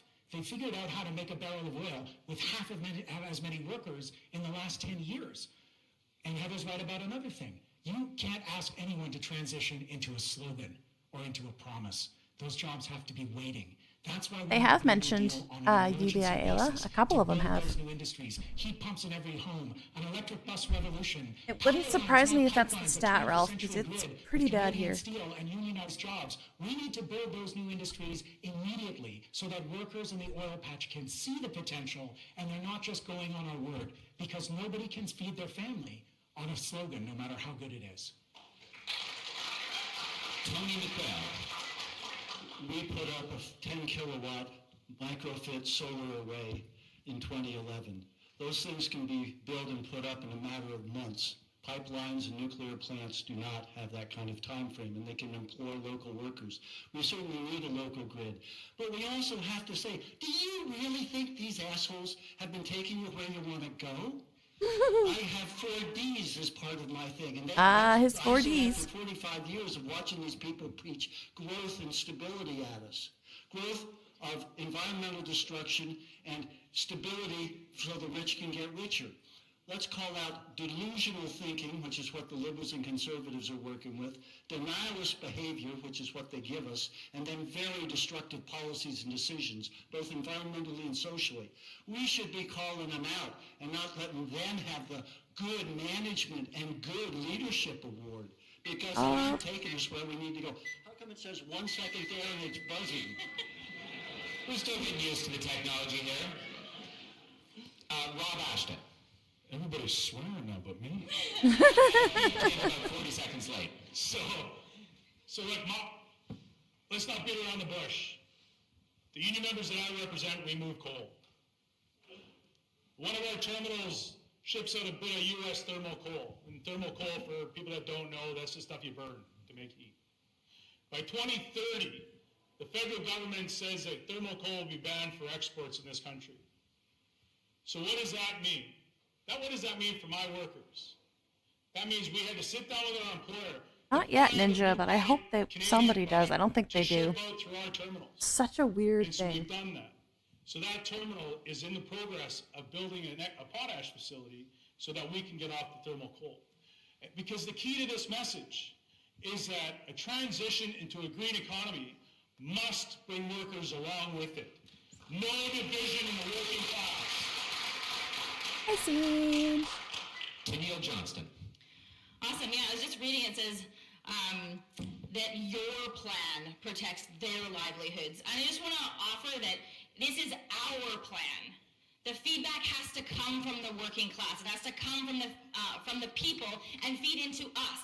It's not my job to dictate to you how we do this best. It is about bringing us together to have these discussions, to make sure we're understanding every nuance across every profession and industry, so that when we make these changes, we are bringing everyone along together. Everyone is feeling heard, supported, and excited about transitioning, because the word transition is scary for a lot of people. For most people, it means they're going to lose their job, or it's going to get shrunk down to something that's meaningless, that doesn't, it's not feeding their passion anymore like it used to. So we have to make sure that we are integrating those folks into this work and opening our doors and making sure that we're hearing clearly. So bringing the working class back into the center of the NDP. I've said this already, but her. Collectively together. Hey, thank you, Siege. And doing this work, because it is such a momentous amount of change that we want to make in this country, and we can absolutely do it. This is all tangible stuff. We just need to collectively come together as New Democrats and change Canada for the better. We'll switch to the open debate. 3 minutes. The floor is yours. So I'll tell you the only governments that... Sorry, go ahead. There you go. All right, so the only government that actually knows Awkward. how to actually give money to employers and have a net benefit for workers was in Nova Scotia NDP. In Deanna Bettler. 2011, they got into a deal with the municipal government, the federal government, the provincial government, Unifor, as well as Irving Shipyard, to give them a little bit of cash, but jobs were tied to that. In 2011, they had about 300 workers in that shipyard. Today, I was just there, 3,000 people working in that shipyard, revitalizing that community. Our party, working class party, knows how to do business better than the ruling class. Well, and I think that's one of the things when we talk about the nation-building projects, you know, these build big projects. We've got to make sure that we are using Canadian labor, Canadian materials, and that those projects, you know, aren't pipe dreams. Just see what I did there? But in fact, are actual concrete things that our communities need, like high-speed rail, you know, like investing in the renewable energy that we need across this country. Big nation-building projects are hospitals, they're care facilities. Heck, Those yes. are nation-building projects that we should all be working on with Canadian labor, with Canadian materials. And to do that, can we build childcare while we're at it? Yes. Yes. People would just love to go back to their job if we can have some support to help care for our tiny humans. If we really wanted to have an immediate injection into our economy, we would stand up childcare facilities across the country for free and just let people go back to work. It would be absolutely amazing. Those care jobs are low-carbon climate jobs. The word climate was mentioned at the beginning of this question. This may be the only chance we get to talk about it. We have the biggest nation-building opportunity in world history in addressing the climate emergency. It's in our lungs every summer. We have industries that are waiting to happen, heat pumps, electric vehicles. The vast majority of Canadians think Canada could be an electric vehicle superpower, and it should be mass transit. That's why we're for an electric bus revolution. These are ways of making Trump-proofing our economy, of returning independence to the Canadian economy, and we can do it under public ownership, create green jobs, and show people that we can make this transition exciting thing, Tony. But we also have to look at how we do it in a redesigning fashion, because having driven into Toronto tonight, you don't want all those vehicles as electric vehicles, friends, or they're going to have too damn many batteries and not a good planet to live on because we produced them. We've got to redesign to use less energy and fewer resources and build stronger communities. And that's why I'm a holistic management certified educator. And we talk about the importance of knowing context or your local community when you're designing something. And that's why the point of working with the people in the community to work on what they need, whether it's the workforce or the healthcare workers, whatever, we need to build from the ground up. Beautiful. Thank you very much. Now, I know everyone in this room watches Question Period, but preparing for Question Period isn't a piece of cake. It takes a lot of patience and practice. For today's Question Period segment, each candidate will ask another candidate a question of their choosing. The responding candidate will have 30 seconds. The candidates were told in advance who they are asking a question to and who is asking a question. Would have been real nice if Avi, does Avi ask Rob? That would have been the good setup. Nor do we. We will start with Tennille Johnston, who will be asking question to Heather McPherson. Okay, so it's cool because you went here a little bit earlier. So there's a lot of talk of military spending, threats from Trump, and that Canada needs to be defense ready. So as leader, how do you balance progressive internationalism with investments in our military? Well, I'll tell you what you don't do. You do not spend 5% on military spending at the same time that you cut $2.7 billion for international development spending. I'll tell you what you don't do. You don't appease the guy down south when he invades another country and breaks international law. You don't... Heck yes, Heather. Don't cheer it on like we saw Pierre Poilievre do. You know, we need to be the country that stands up for human rights. That's who we are. That's our legacy. You know, the New Democrats are the only party with a morally defensible foreign policy. Thank you very much. Heather, now I have next Avi Lewis asking Tony McWell. Oh, Tony. Tony. Time and again, Liberals have betrayed Canadians by promising electoral reform and then walking it back. Justin did it in 2015, the last time. You and I agree that there's an incredibly urgent need, and I've said that if we ever have the balance of power in a clear way again, we go in with one demand, and that is proportional representation, the reform that leads to all the others. But in the meantime, what are your concrete ideas for dealing with the failures of First Past? Yeah, Lucky, exactly. For building a green progressive coalition. And, you know, in our parliamentary system, if by some miracle the NDP, the Greens, and the Bloc ended up with 51% of the seats, they'd have to figure out what they would do as a government. I've been saying, figure it out 3 or 4 years before the friggin' election. Friggin' election. I love him. And only have one candidate per riding on that platform so people can vote strategically for that platform and not liberals and conservatives. Thank you very much. Interesting. Next up, I have Heather McPherson asking Tennille Johnston. Oh, they're asking each other. So, you know, we all agree on tuition fees, eliminating tuition fees. And, you know, I've tabled every parliament I've been in, I've tabled the Canada Education Act, which actually makes tuition the priority of the transfer, the federal education transfer. So for me, we're proposing expanding that to include apprenticeships, Indigenous training for culturally appropriate pathways, additional support for apprentices needing travel or specialized tools. Would you support the transition? And what other ways would you like to see us expand post-secondary education and training for young people? Very cool. Yeah, totally. And I think, so when I say post-secondary education, I literally mean everything. I'm not separating out if you do a trade or if you're not. If you're going to a college or a university, I'm not separating those out. If you want to pursue higher education, you should be able to pursue that in whatever faculty you're interested in. We will build such a stronger economy if you can choose the pathway that's right for you, where your passion Morgan. lies. That is the best way to build a stable economy. We will thrive with really happy workers all over the place if we can reduce those barriers and allow you to go to school and graduate without a mountain of debt. Thank you very much. Tony McQuill asking Rob Ashton. Here we go. Well, Rob, the NDP is in a pretty weak place at the moment. And how would you see rebuilding the base, which I think of as the riding associations across the country, rural, urban, east, west? How would you see really revitalizing and rebuilding that foundation? Ground level rank and file leadership. We have to be. He keeps less of a trying to lean on the top-down podium and organization, more of a it's not bottom-up very stable. organization. We have to have channels of communication between EDAs across this country and head office or central or whatever you call it nowadays. And it's the stuff that gets passed at our conventions. That's the stuff that we deal with. That's the stuff we fight about. That's the stuff we push forward. And if something happens for some reason that we can't take that resolution all the way, we have to have the ability to communicate with the EDAs. Thank you very much. Rob Ashton, you have a chance to ask Avi Lewis. Oh boy. This is fun. This is fun, he says. So the North Coast Transmission Line will support the mining of critical minerals required for electrification and unlock $50 billion for BC's economy and workers. BC NDP recently passed legislation allowing the project to proceed with an ownership stake for First Nations. As a federal leader, will you stand in the way of that project, or will you support the BC NDP's plan to get it built alongside First Nations? Well, it depends on what it's used for.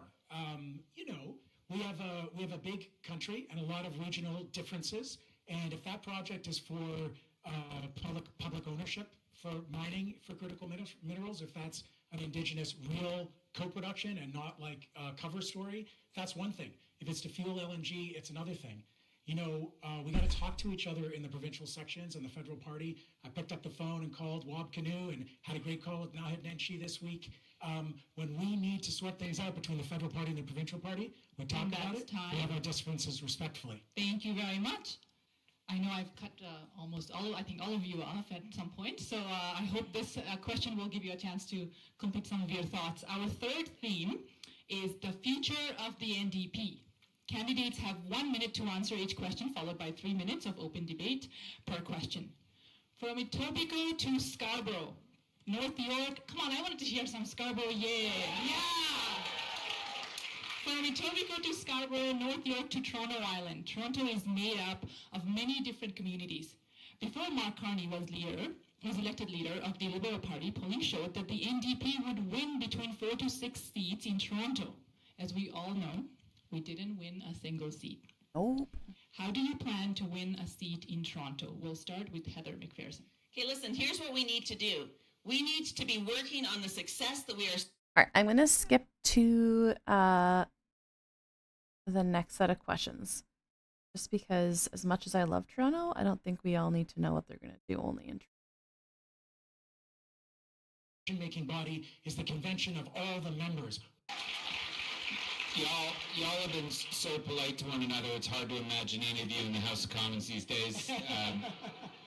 I will point out that the question did circulate around how to win a seat in Toronto, not because it's the center of the universe, but because of the audience here and the Yeah, I organizers. agree, Ninja. But I will say that you all answered our next question, which will give you a time to elaborate on your answers.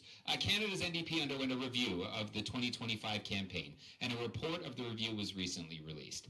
How will the experiences of candidates, many of which are here, active supporters, even more of which are here, and riding associations change under your leadership?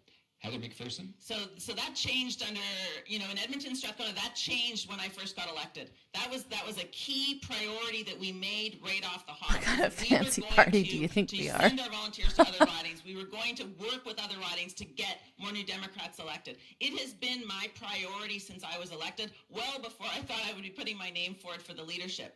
We all have an obligation to start building out our party. It's the reason that I have door knocked in almost every province in this country.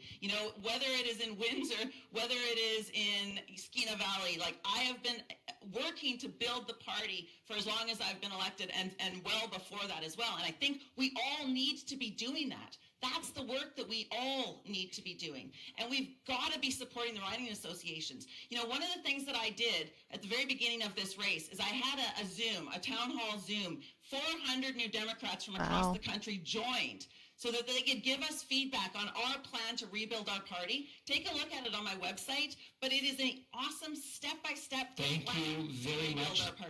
That's it time. Tennille Johnston. One of the first reach outs I did when I was planning to run for leadership was to previous candidates that ran in the last federal election. Yeah. I felt exactly what it was like to be a candidate in that election, running in a rural riding that's 56,000 square kilometers huge. as a new candidate, getting messaging from the central party and having to manage that messaging in such a conservative riding was really challenging for me. It was quite an isolating feeling running as a candidate. And I wanted to hear from other candidates what their experience was, because if I was going to be leader, that's key to understanding how we can mobilize better, where we fell short. And I mean, as heartbreaking as a lot of those conversations were, there's solutions to that. We can acknowledge and support the experts that those candidates are in their ridings. The EDAs choose their person.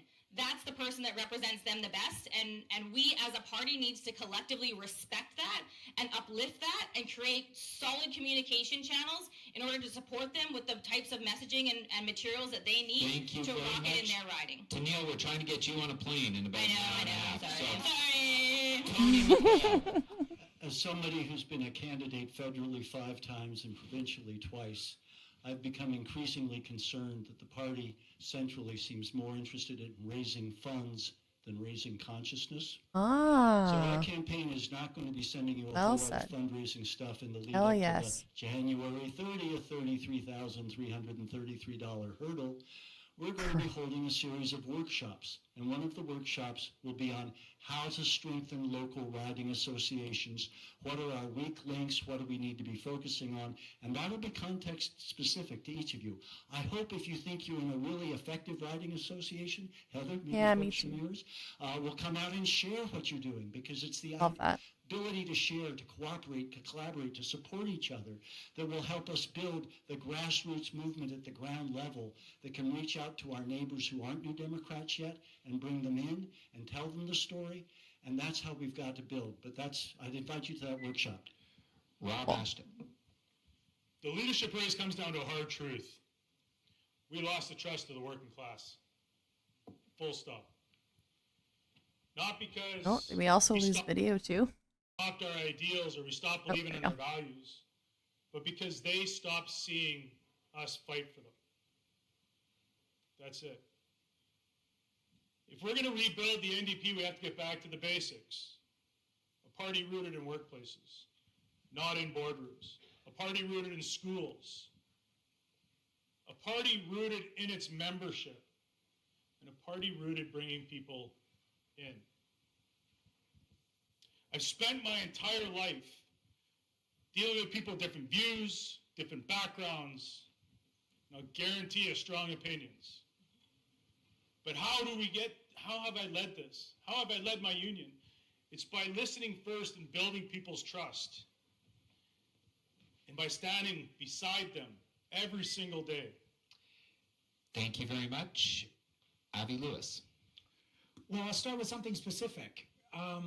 If I'm honored to be elected as leader of the federal NDP, I promise that no federal NDP candidate will be canceled for having views that are supportive of Palestine. I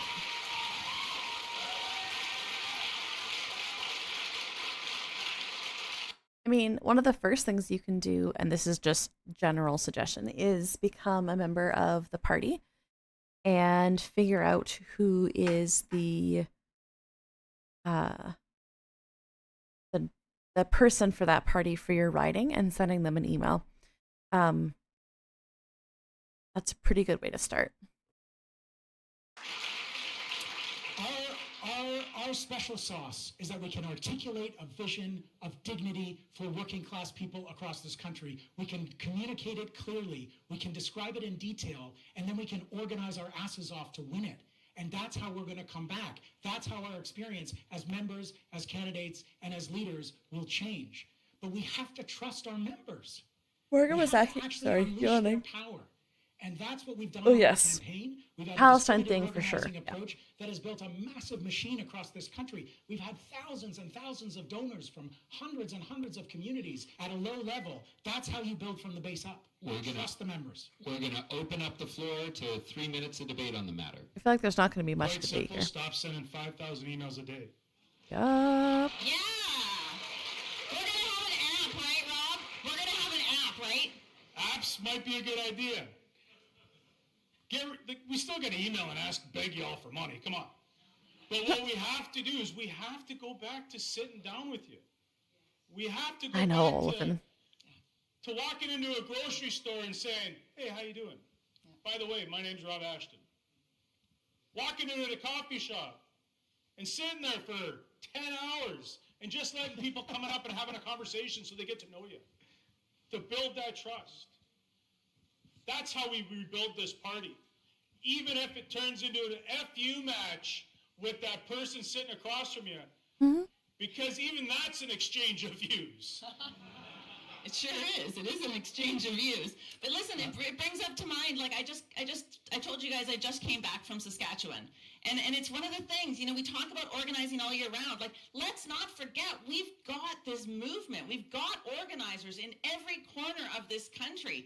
Sitting down and having meetings with folks and having, 50 new Democrats in a room in Regina last night was so fun. Like, it's so good for our movement. It's so good for our party. And we can't forget that the members make the party, and they're there, and they want to be engaged. We need to be channeling that. We need to be working with our provincial parties, making sure that every single member that is working on the provincial NDP work is also working with us, that we're working together, we're lifting each other up. I think that's really important. I swear we do it with the ideas. When we lead with ideas and we inspire our base and we set people on fire, that's when they come out and that's when they want to work.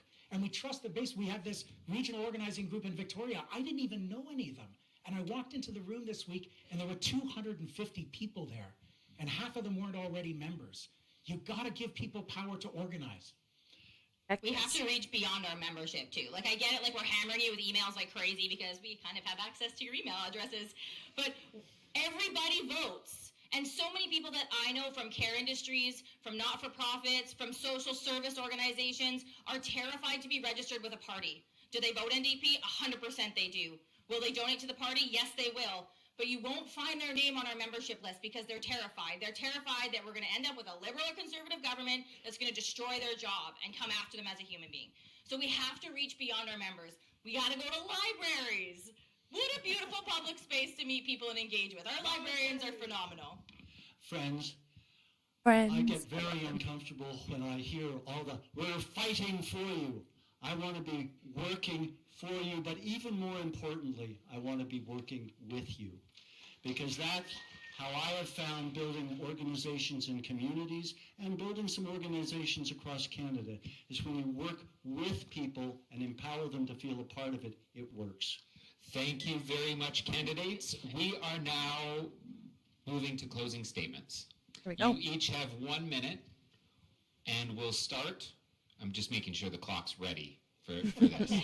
We'll start with Avi Lewis. It is an honor to stand with my colleagues on this stage. We have our differences, but we make each other better by debating them. And honestly, it has been That wasn't much of a absolutely debate, thrilling to be part of this race. I've crisscrossed the country watching crowds get bigger and bigger as we go on, watching small donations roll in from large numbers of people in communities across the land, seeing lifelong NDPers people renewing their memberships for the first time in a very long time, meeting people like I did last night in Nanaimo, who knew next to nothing about the party, and they left with a brand new membership and new friends and their first volunteer shift already booked. People are hungry for change in this country. They're ready to be trusted by us first before we ask them to trust us back. They need to find their own voice and agency, and people are so ready for that moment. People are hungry for hope. Our campaign is lighting that fire. We're showing that the NDP can make itself clear. We can advance popular solutions and a confident vision. This is how we win. This is how we come back. Thank you very much. All right, one down. I just want y'all to see the handshakes at the end because they are so awkward. Thank you very much. We still got We just want to make sure we can get through our candidates. You'll have a great round of applause for everyone, I'm sure. Heather McPherson. Thank you very much. Listen, when I look at our party, what I want to see is every single person across this country who wants to take care of their neighbors, every single person who wants to have a good public health care system, every single person around this country that wants to lift up their communities. They should see themselves as part of our party, as part of our table. They should feel welcome. That's my goal. There's the Because you know what? We all table. stood up here tonight. Table We all stood mention. up here. And we have a lot of the same ideas. You know, we're New Democrats. We believe the same things. We believe in taking care of each other. But you know what? Unless we win, unless we can win more seats and elect more New Democrats, none of the things we're proposing can happen. We have to be able to win. That has to be our unabashed goal. Because when we win, when New Democrats win, we don't use our power for our friends. We use it to get things for Canadians. We make life better for Canadians. Thank you very much, Heather. Tennille Johnston. Oh, that's me. Sorry, it's kind of hard to hear. I just want to say thank you so much for hosting us. This has been absolutely amazing. What I get asked often is how I separate myself out. What am I going to offer that's different? I don't know if physically you can tell, but I'm from a different generation than my cool humans up here. I've got a wicked amount of energy. If you haven't picked that up yet, I love to do this all day long, and I'm going to do it all day long for the next 72 hours. Because that is the type of energy we need in order to build the steam behind our people across this country. We have to be everywhere all day long. There's no rest for the wicked right now. Like, this is our time. This is our moment to seize it, inspire people across Canada, and build our momentum so we absolutely slay in the next election. Love so her. Gayla Kesla, thank you. I'm a little sad that none of the candidates spoke any French at all. It was all so civil until that comment. But I agree, we are from a different generation, Tennille. That next up is Tony McQuell. Perhaps from another different generation, but my friends, we're going to have to throw our arms wide so that the 99% understand that we are with them and for them. We are also going to have to be realistic about dealing with the log jam that we face and that we've faced ever since we got the vote after the First World War, which is Who our might first be able past broke the while post Heather system. fix it for We me. have to develop a strategy, because if we don't Good question. provide something that makes people think we can win, they don't end up voting for us. And so that's something that I believe we have to face realistically. Yeah, exactly, And that Kieran. means creating an understanding of a green progressive platform. And I call it green progressive because they've had over 100 years to smear socialism and democratic socialism and national socialism. We have to talk to people so they understand we're talking about something that works for people and the environment. Love it. Thank you very much. And last up, Rob Ashton. We live in one of the richest countries in the world. We can have a quality of life that gives us hope that our children will have a better one than we did. That's the Canada that I believe in. And that's the Canada I'm fighting for. I believe in an NDP that speaks plainly and shows up everywhere and isn't afraid of a fight. An NDP that stands proudly with working people and fights like hell for them. See, I'm not a career politician. I'm a worker. I spent my life organizing, listening, and taking on the ruling class to win real change. Because call me crazy. The only reason a government exists is to make life easier, not harder. And I'm done watching the workers be on the menu. I'm done with the ruling class eating us alive. The NDP was founded to give regular people a voice. That's what makes us different, and that's what unites us. Thank We you want to very rebuild much. trust, win seats, Oh, and he's put not people gonna back where they stop. belong in the halls of power. Thank you. Mes amis, je suis prêt. Thank you very much. I had to get the French in. Just a very quick reminder that the next national debate will take place in February in British Columbia's Lower Mainland, with the announcement of the next leader of the NDP's convention in Winnipeg at the end of March. All right. Oh. All right, you guys ready for the super awkward handshakes? Awkward hugs. Watch Rob. Thank you very much. Thank you to all the candidates for participating this evening, and thank you to all of you. Watch. Handshake? Nope. Handshake? Nope. We're going to do a photo with all the candidates. Please don't leave. Please don't leave. Don't leave yet. Oh, The that's so candidates are awkward. going to stand in front. You guys are going to be the backdrop. All right? We'll do it within like 2 minutes. Don't worry. It's like a selfie. Real quick. Dee-dee. Yeah, the crowd descends on Lewis. For the other generation. There you go. Very cool. Our clients and community families. So yeah, that was the debate. I don't know how much of a debate it is when everybody just agrees with each other. And I'm definitely, as much as I don't want any sort of infighting, you know, to see a debate like that is both refreshing and also like, I don't know. It's refreshing to see people that actually support each other. Yeah, it's more like a discussion than a debate. Yeah. I'm gonna take a quick 5-minute break, and then we're gonna come back and chat about what is going on in our country, starting with the one person missing from the NDP debate. I'll be back in 5.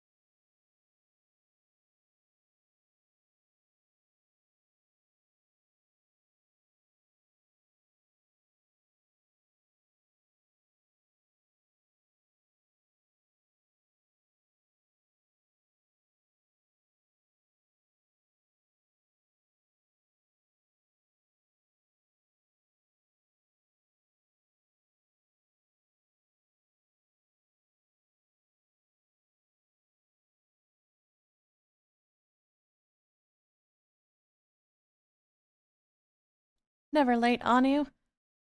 Never, ever. All right. Now it's time for our most favorite human being. Eve Zangler was blocked from the NDP leadership race and not allowed into the debate. Never ever. Good morning, Anu. Yeah.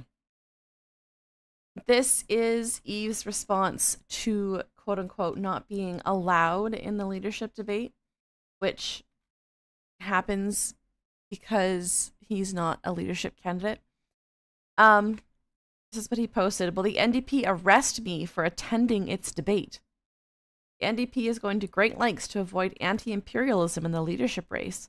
After expelling me from the race, largely based on my criticism, they're seeking to avoid my supporters by keeping a major debate secret, threatening to expel registrants and searching bags to avoid protest. How many of you have been to an event recently where they did not search your bags? Pretty sure that's standard. Pretty sure when you hold a big event with political candidates at a university, you're going to be searching bags. That's not a big FU to Eve Zangler, that's just standard procedure. Tomorrow evening, there's an NDP candidates debate. They kept the location secret. After we posted about it, they added a rules disclaimer. Fearing protest of the unelected 3-person vetting committee's decision to exclude an anti-imperialist candidate, the organizers released an elaborate debate conduct policy with entry conditions. It states, if someone participates in a demonstration related to this event, outside of this event, entry will not be permitted. No shit, Sherlock. Like, do you want to know why they suddenly added that? Because Eve said, let's go meet outside the building.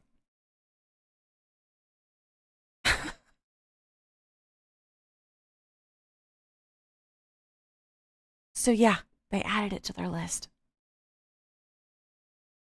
Welcome back, Neuropunk. Oh, yeah.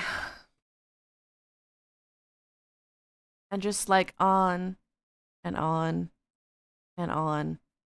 Yeah, see, again, join me tomorrow at 5:45 at the Metropolitan University's Ted Rogers School on the 7th floor. So not even... Yeah, why you still know the rebel? Oh, you did miss it. You're right on time.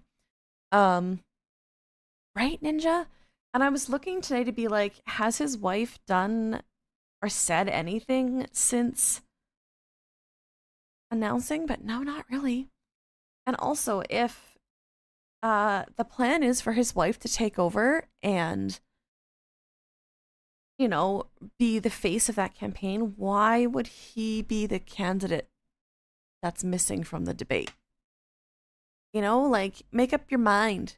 You should have been saying it's my wife, which also isn't a thing because she just barely submitted it. Meanwhile, Eve Zangler doing very important work, chasing people down. Again.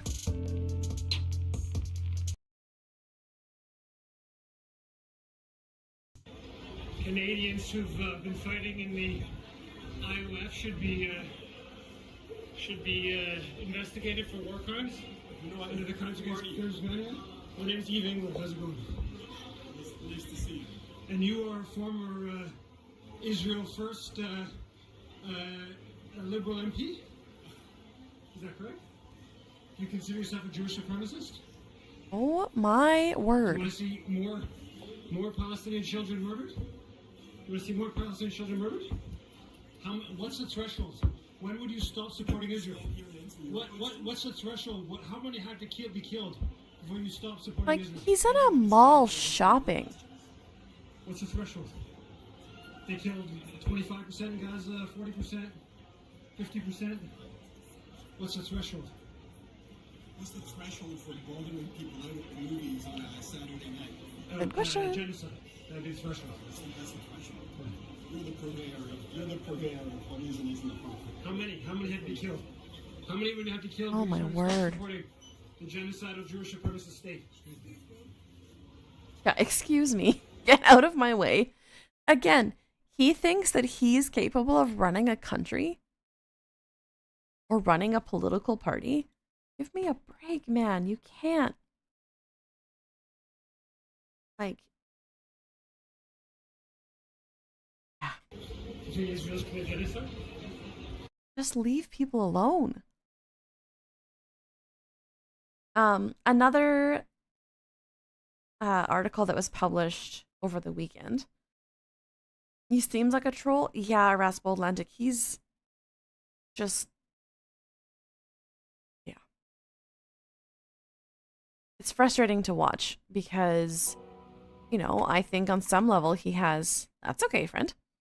On some level, I think he's got some important points, but like he's completely defeated any chance he has of getting his message across or actually enacting real change. Like, it's just how it's going to be. The CBC, specifically David Thurton, posted an article yesterday about the NDP race, and I was curious what your guys' thoughts were on this. 3 candidates are the likely bets to become leader. How many of you have talked to people, you know, your friend groups, your, maybe not your families, but maybe, and they actually know that there is an NDP race going on? So I've talked to a few of my friends who are, you know, members of the provincial NDPs and stuff like that, and I had no idea there was even an election going on. I'm curious if that's been your experience as well. Ugh, that sucks, H. They really do, Ninja, and they have. They definitely have. He has been arrested more than once. Yeah. Weeks before the critical membership deadline.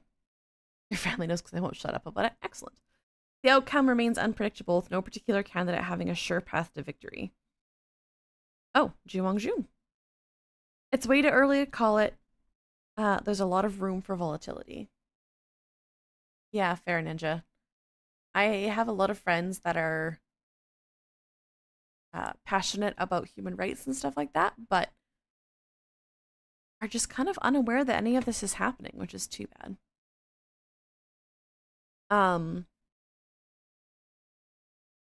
Many folks would have assumed this would be somewhat of a coronation for McPherson because she's the only sitting MP.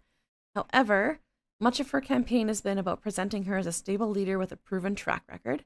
Many within the party consider her the establishment candidate, backed by staffers who worked previously for leaders like Jack Layton and Judgment Singh. Judgment Singh? I'm so sorry. Jagmeet Singh. It is, yeah. Apathy. We have a huge apathy problem in our country. Morning, you two. McPherson, like the other candidates, is in a final push to sign up as many members as possible. That is one thing that you can do, is get people to sign up for a membership. It's a great way to get people informed on what's going on, even if it means they're going to get 3,000 emails every day.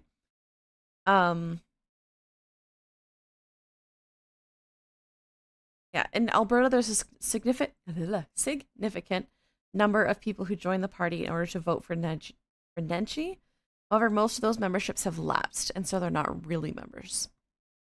A lot of donors are signing up with Lewis, which again we've talked about. He's sort of a yeah, he's raised a lot of money.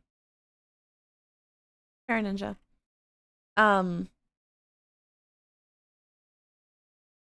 The other I'm getting a phone call, y'all. Give me 2 seconds.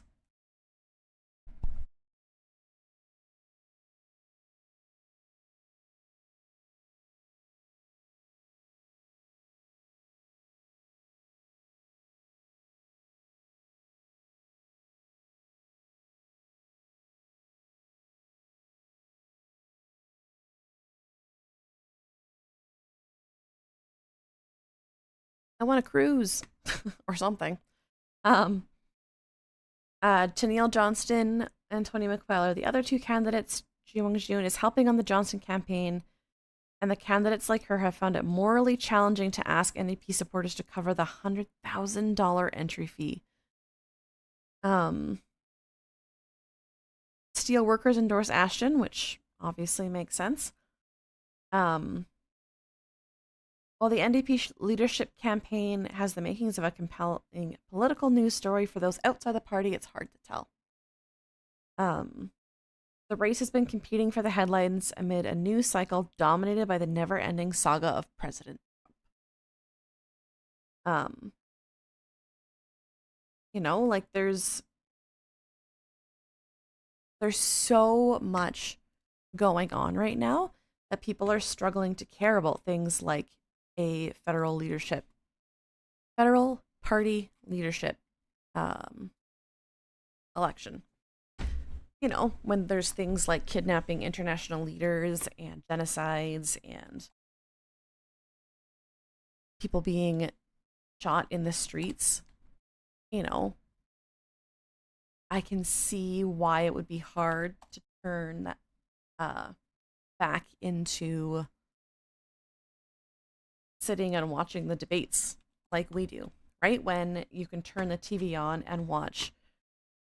I mean, Iran had that humongous protest over the weekend. Like, there's so many other things going on.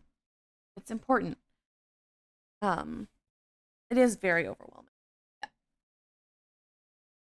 That's so loud. All right. We're going to flip over to Alberta. Some of the things Heather McPherson sort of covered as far as healthcare. It is an intense flood of information. This is real small. My province was a provincial election. New Liberal leadership. The AMA put out a statement, which is the Alberta Medical Association, put out a statement to support physician advocacy. And this says, Albertans know from recent news that physicians are sounding the alarm about overflowing emergency departments, blocked access, and patient care at risk. Physicians have an ethical and professional duty to advocate for their patients. When appropriate channels for raising concerns fail, speaking up publicly is the only tool they have at their disposal. It is not intended to create difficulties for decision makers. It's their last resort. Our acute care system is not well. For more than a year, Alberta hospitals have been running over 110% capacity. The number of patients leaving the ER without being seen has increased 77%. And rural hospitals are also strained, but available data for emergency departments in the 7 major cities shows that the average of the median wait times to see a doctor increased 70% again. Physicians want to reduce patient suffering through increased capacity and better outcomes. The first step is restoring system reliance by reestablishing clear accountability for provincial operational integration. They need support from the government in order to enact change, and they're just not getting it. Another lady by the name of Erica Thomas found out that as of February 1st, the AHS home collection system for home care is being cut. What that means is her son Benny has home care come once a week. And when they do come, they do dressing and blood draws. Then the lab comes later to pick up the blood. As of February 1st, I now will have to figure out how to get that blood to the lab. This will impact mostly kids and kids with cancer on central lines or PICS. So parents at home with their children battling cancer will now have to take that sample to the lab, taking their kids that feel crappy and just want to be home out, or finding alternate ways to get that blood to the lab and within an allotted time from when it's drawn. Yeah, they're cutting and cutting and cutting, and then saying, well, there's options. You just have to pay for them. They're investing all of this money into the private system in Alberta, and it's terrifying. This is another call to action from the Grey Nuns Hospital. And I'm going to wait for the ad, but hospitals across Alberta, particularly in the Edmonton zone, are facing unprecedented strain, prompting doctors to urge the provincial government to declare a state of emergency. That is the level that we're at. And they are calling upon the federal government to or the provincial government rather, to actually get up and do something about it. Emergency department in the Edmonton zone department.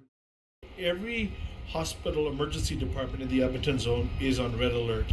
Dr. Raj Sherman says he hasn't seen hospitals this bad in 35 years. We had 255 admitted people out of 275 ER beds. We can't provide care to critically ill patients in waiting rooms. Doctors across the province want the Alberta government to declare a state of emergency for hospitals. The province says it's stressed because of flu season, but Sherman says hospitals in the Edmonton zone were running over 100% capacity since August. Right now, inaction is causing there to be medical harm, preventable deaths, and legal liability to the taxpayer. The financial cost of the lawsuits that will result from the government not acting, providing timely care to critically ill patients, will be astounding. The issue was highlighted after 44-year-old Prashant Sikramar died waiting to see a doctor. Sherman says 2 other people died in the same waiting room that day.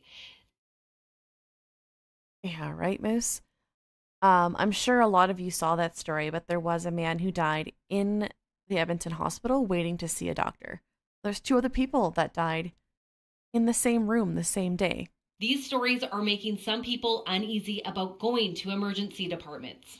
I just turned 18, so I just started paying my taxes, but it's supposed to pay for proper healthcare and stuff, and the fact that it's not being given to people is absurd. There has been times in the past where I have avoided going to an ER. Former Chief Medical Officer of Health, Dr. James Talbot, says the province declaring a state of emergency would show they are taking the crisis seriously. That stress is extraordinary, and that they are committing to putting the resources that are necessary to get us through this crisis. Dr. Sherman acknowledges the province is trying, but says action needs to happen now to possibly prevent deaths. We need to start discharging people 7 days a week, 24 hours a day, if you're not sick and you don't need to be in hospital. That way, the emergency departments can start functioning, but we can start looking after critically ill patients. Sarah Comadina, Global News. It's bad. It's real bad, y'all. And again, like I said, they're calling on the government to declare a state of emergency so that we can actually get through this. The flu season this year has been absolutely brutal. Brutal. And it's having a huge impact on our healthcare system. To address the province's healthcare system. They say Albertans are being forced to wait too long to receive emergency medical care. CTV's Connor Hogg has more on what doctors want to see changed. When I was here in emergency about a month and a half, I waited 8 hours and didn't see a doctor. Robin Hinadiak is visiting the Misericordia Hospital for a short checkup today. She lives in Grand Prairie and comes to Edmonton for health care. Last year, she made the drive here when she had an infection in a jaw implant. She left without getting care. I ended up driving to Whitecourt, and I was in and out of the emergency room within half an hour. So I don't know if it's more of a big city problem. People can't get in to the hospital in a timely fashion. They're waiting 8, 10, 12 hours to be seen. And many are leaving without treatment. And if they're sick, they come back. Doctors are calling on the province to declare a state of emergency so stronger measures can be taken to bring wait times down. Right now, the only people that can help us is the Premier and the government to step up and say, absolutely, this is a problem and this is what we're going to do to address it. Park says under a state of emergency, a coordinated effort could be made to free up space, like sending patients where room is available and using surgical beds for patient overflow. Whatever it takes so that we can have a provincial response, so that we can do things that are provincial related, wide province kind of resources and response. In a statement to CTV News, the Ministry of Hospital and Surgical Health Services says Alberta is facing long wait times due to the respiratory virus season. In Edmonton, hospitals are accelerating discharges, limiting transfers, and earmarking 336 beds for the seasonal flu. Dr. Paul Parks says Alberta needs one person with authority over the system. We don't have anybody identified as the leader that would do any of those kind of things in a coordinated fashion. A coordinated response to the issue, something this patient would like to see. Alberta's hospital ministry says it will continue to monitor health system pressures closely and respond to challenges as they arise. Connor Hogg, CTV News, Edmonton. Paper had a moderate allergic reaction. They couldn't get us an ambulance for like an hour. Yeah. I have a sister that, I've said this 100 times, that is in, sorry, I need to sneeze.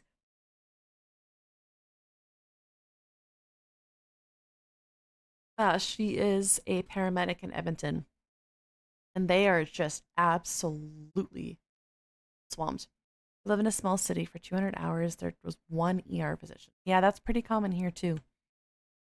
Awful. Alberta Medical Association. Dr. Worspa, welcome. Sorry, Thank you. Thanks for having me. So talk to us. A second. With me now is Dr. Brian Worspa, president of the Alberta Medical Association. Dr. Worspa, welcome. Thank you. Thanks for having me. So talk to us about the current situation in Alberta hospitals. What are you seeing? Well, the volumes of patients that we're seeing in the emergency rooms are certainly exceeding anything we've had for a long time. And it's persistent. It's not just a weekend surge or a couple of days.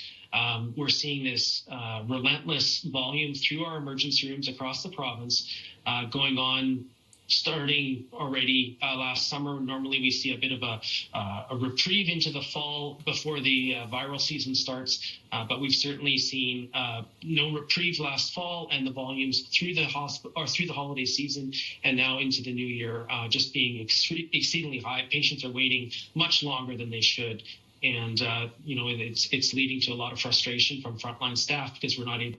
Oh, absolutely, Anu. And I can't blame any of those medical professionals for leaving. Nobody wants to work here. To provide that care that we want to provide. So what is it that you're calling for? Well, I just want to be clear, the Alberta Medical Association is not calling for a legislated state of emergency, but we are calling for action. We do know that with the restructuring of the health system in Alberta over the last couple of years, there's been a challenge to leadership with regards to who do we actually advocate to.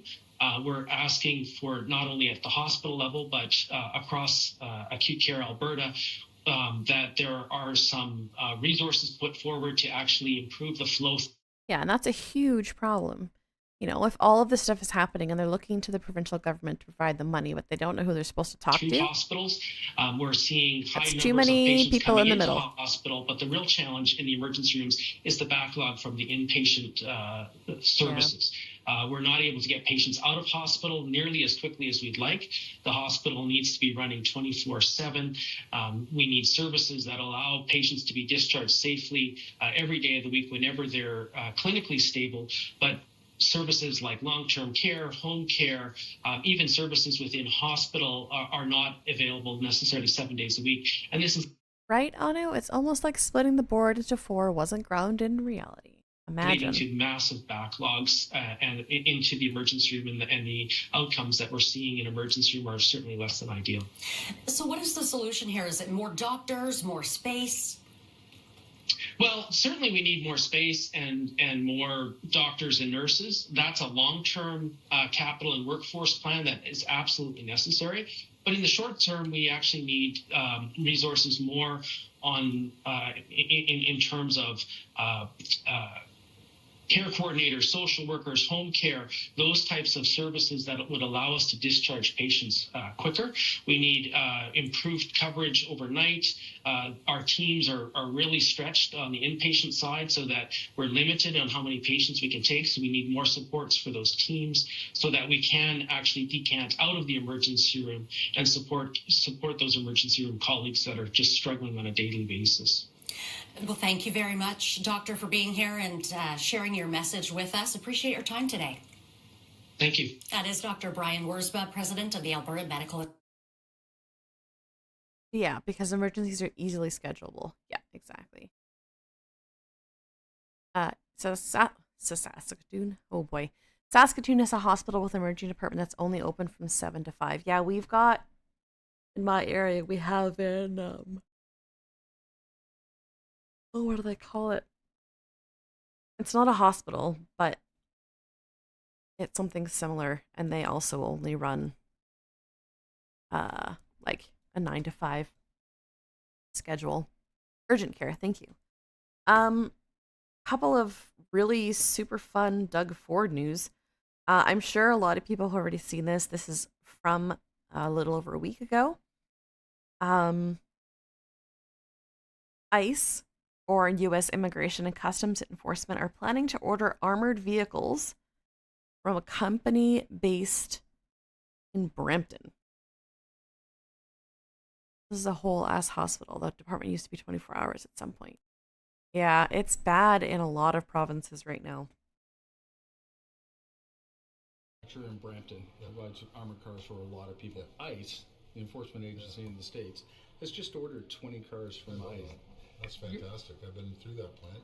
That's fantastic. They make great military vehicles, and now we need the federal government to start ordering some as well off them. And maybe they are, I'm not too sure. Don't you see it's ironic with the tariffs? I know it's ironic, but that's all right. We'll take orders anywhere in the world. And thank goodness that the Americans are ordering it off us. They're a great operation there, and maybe you should go and pay it a visit and see all these great employees build.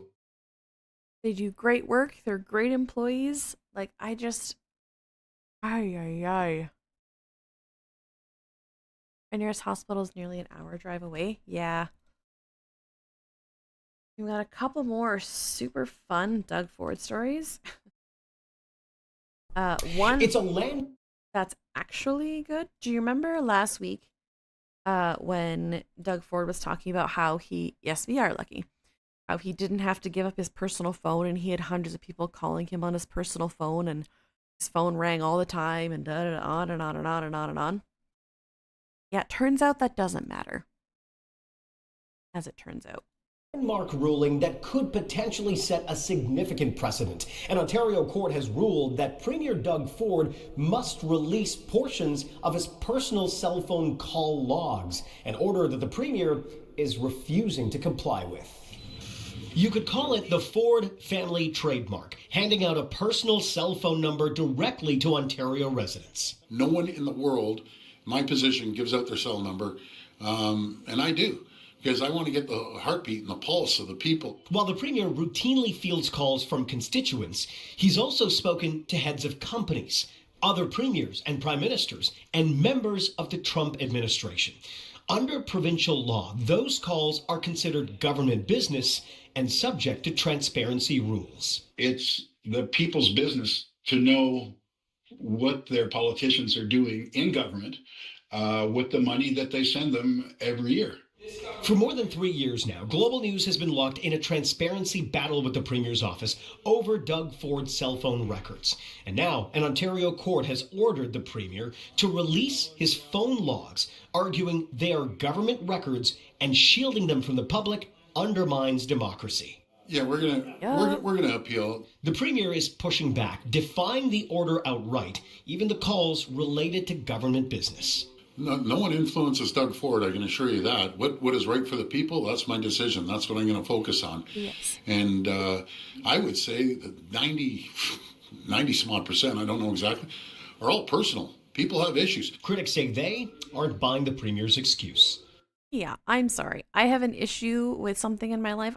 I wouldn't call Danielle Smith on a good day, but even if I had a Premier that I liked and trusted, I'm still not phoning the Premier's personal cell phone number to talk to them about my kid's teacher needed, I don't know, a different classroom. Like, I'm not calling the Premier about that. There are a lot of people who influence not just this Premier, but Premiers who came before him. And I think it's important that when a Premier is making a big decision, and that people are lobbying him, we have a lobbyist law, they're calling him, they're saying, we don't want you to do this, or we want you to do this, then we should know who's calling.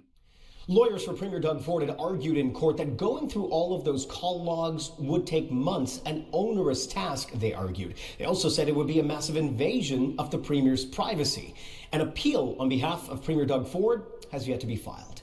At Queen's Park, I'm Colin DeMello. Yeah. In other words, he's like, oh, guys, it'll take too long. I can't possibly. Yeah, that's not how that works. Another thing, and this is something that one of the mods posted and asked me to bring up. A petition to the Minister of Health, specifically. Ontario's Doug Ford government has redirected thousands of surgeries from public hospitals to private for-profit clinics and hospitals. And the private MRI, CT, and cataract surgery clinics are extra billing patients, charging user fees, and manipulating patients, particularly elderly patients, into paying thousands of dollars when they go in for care. And patients are reporting exorbitant charges of $4,000, $8,000, and up to $11,000 for cataract surgery in the private clinics, as well as hundreds of dollars for access to primary care in private for-profit nurse practitioner clinics. And the Alberta Health Act bans user fees and extra billing of patients and requires that our medical care be funded by taxes, OHIP, and provided without financial barriers based on the Canadian's medical need, not how much money a person has. And no patient should be forced or manipulated into paying for their cataracts and other surgeries, MRI, CTs, and primary care. In fact, these charges are just what the Canadian Health Act was set up to prevent. Therefore, we, the undersigned, call upon the government to uphold and enforce the Canada Health Act. So, I will, let me, I will post this link into the chat. Yeah, nope, doesn't. If you want to sign that, another province that is trying to privatize our healthcare, because that's how we solve problems.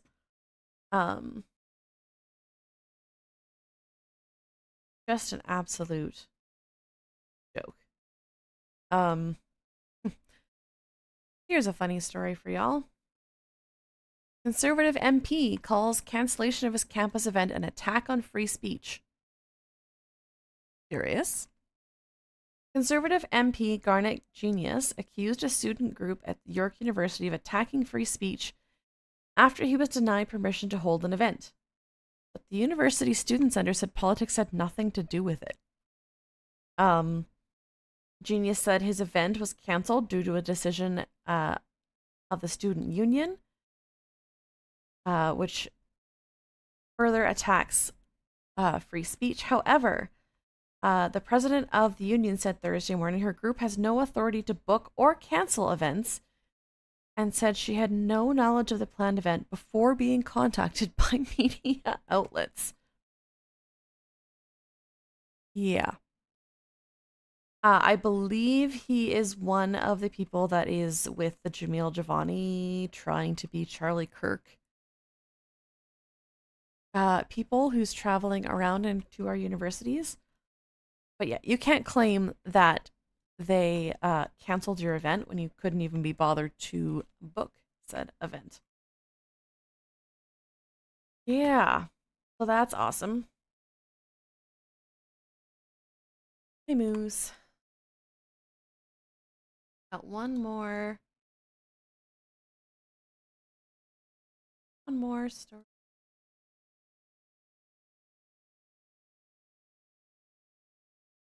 And that is that Carney and Danielle Smith, post-Venezuelan invasion, are meeting up again.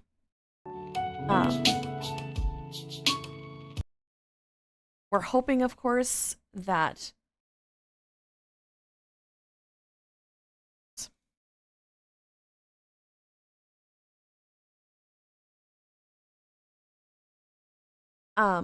great to catch up with Danielle Smith today to talk about getting big things built for Albertans and Canadians. We're focusing on building new trading partnerships, fast-tracking major projects, and making Canada an energy superpower in a rapidly changing global landscape. Yeah.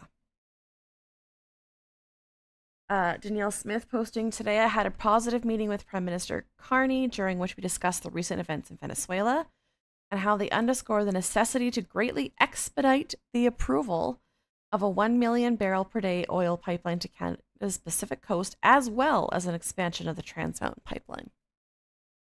As outlined in my letter, Alberta's intention is to submit our application for an oil pipeline by June at the latest, and I've asked for it to be approved no later than this fall.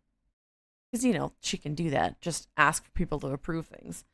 I've also expressed to him that any delay risks ceding market share, losing investment, and undermining Canada's competitive position in a rapidly changing global energy landscape. The federal government needs to act with urgency to seize this opportunity, and this is the full letter, which talks about the Memorandum of Understanding. Recent events in Venezuela underscore the necessity to greatly expedite the approval.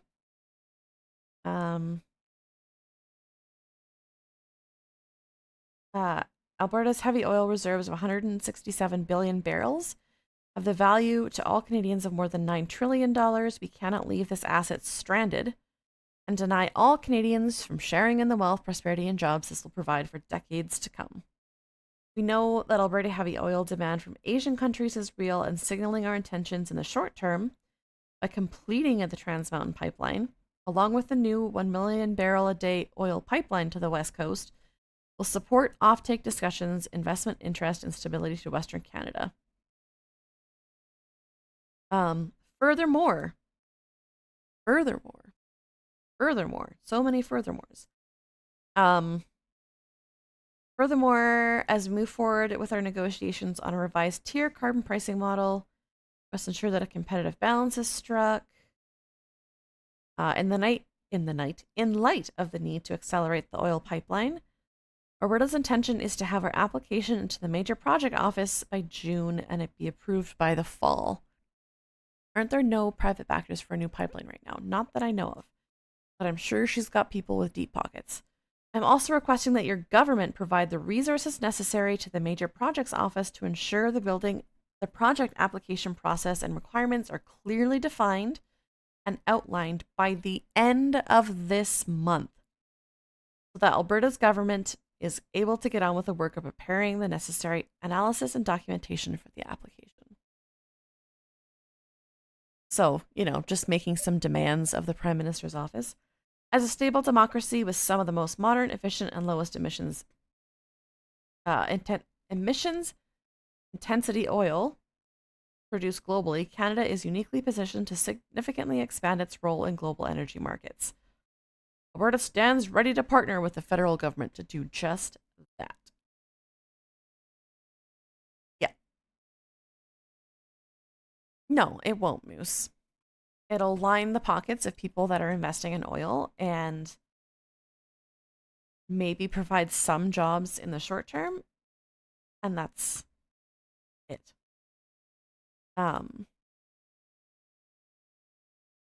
Yeah, that too, Ninja. The separatism stuff is just getting more and more and more complicated.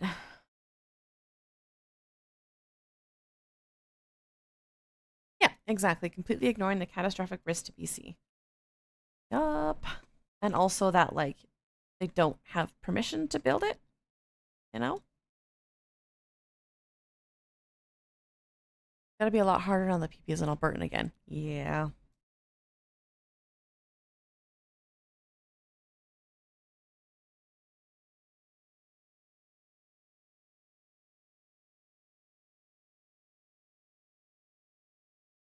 Oh, good. Speaking of which, Carney to meet with coastal First Nations on major projects and conservation. So that's tomorrow. He's traveling to Prince Rupert for the meeting along with Natural Resources Minister Tim Hodgson, whose relationship with the coastal First Nations got off to a rocky start. Hodgson did not meet with the alliance of the 9 First Nations before Carney signed an agreement with Alberta that opens the door to a pipeline to BC's coast. He was forced to apologize after quipping in an interview that he could have met alliance members via Zoom. Not really how that works. Carney and the Coastal First Nations are expected to talk about the federal government's major project agenda and how Indigenous communities can be included in the push to strengthen the Canadian economy. Coastal First Nations works to protect the BC coastline and the Great Bear Rainforest and to ensure the First Nations have a say in how resources and waters are managed. So we will have to I'll have to keep an eye on what happens with that tomorrow, but I can't imagine that meeting going well. Me and a friend plan on protesting the separatists if they set up a table apart by him. That's the American idiot. Oh, that's amazing. Oh, my word. Again? Someone drove a U-Haul box truck down a street crowded with marchers demonstrating in support of the arena.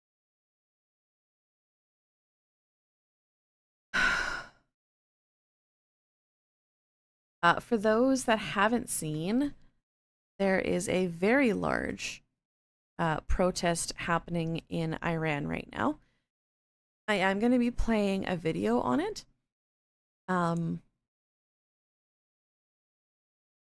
So if that's something that you feel that you can't watch right now, feel free to take a moment. I'm trying to find where my music is.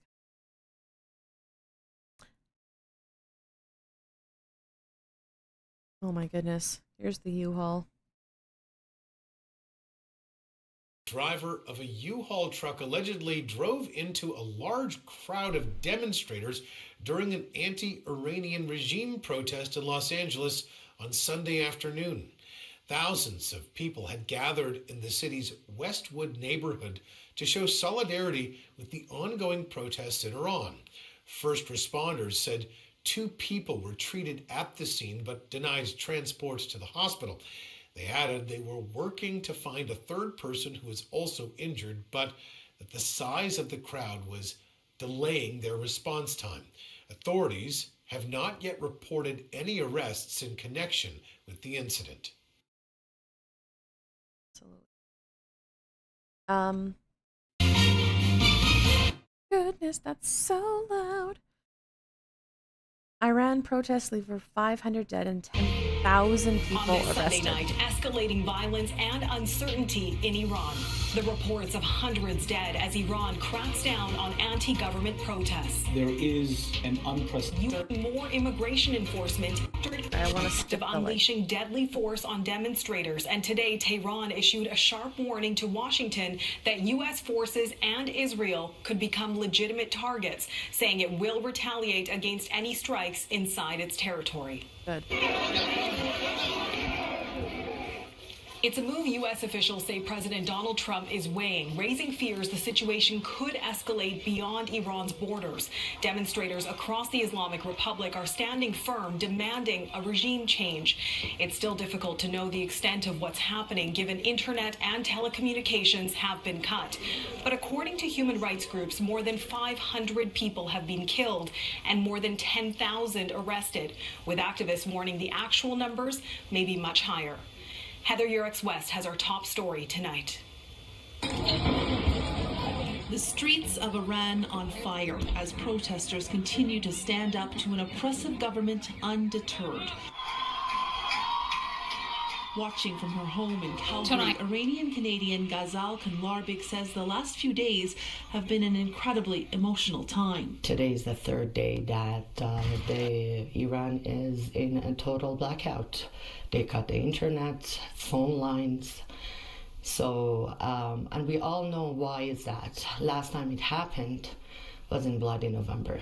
1,500 protesters were killed in November 2019 when the Iran regime moved to crush a nationwide uprising.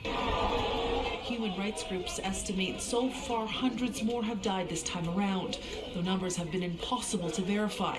This video shows loved ones gathered outside a medical center in Tehran to identify bodies. U.S. President Donald Trump, who over the weekend took to social media to say his country stands ready to help Iranians seeking freedom, will be briefed Tuesday on potential next steps, according to the Wall Street Journal.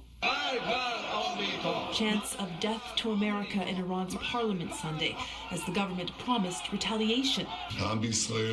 Israeli Prime Minister Benjamin Netanyahu said his country was closely monitoring developments in Iran, hoping it would soon be freed from the yoke of tyranny. There is an unprecedented level of uprising in the country. That's very clear. It's nationwide. It's probably the worst bout of protests that the country has seen since this regime came to power in 1979. Weakened after U.S. attacks on its nuclear facilities and a 12-day war with Israel last June, Iran's government is now forced to deal with a public uprising triggered by rampant inflation and economic unrest. An uprising Gaza Kalarbek hopes will be for this regime the beginning of the end. Iranian people are going to free their country. They're making a new history. This time it's not about hope. It's going to happen. But that outcome is far from certain as the people of Iran brace for more violence in the days ahead. Heather Yerkes, West Global News, Calgary.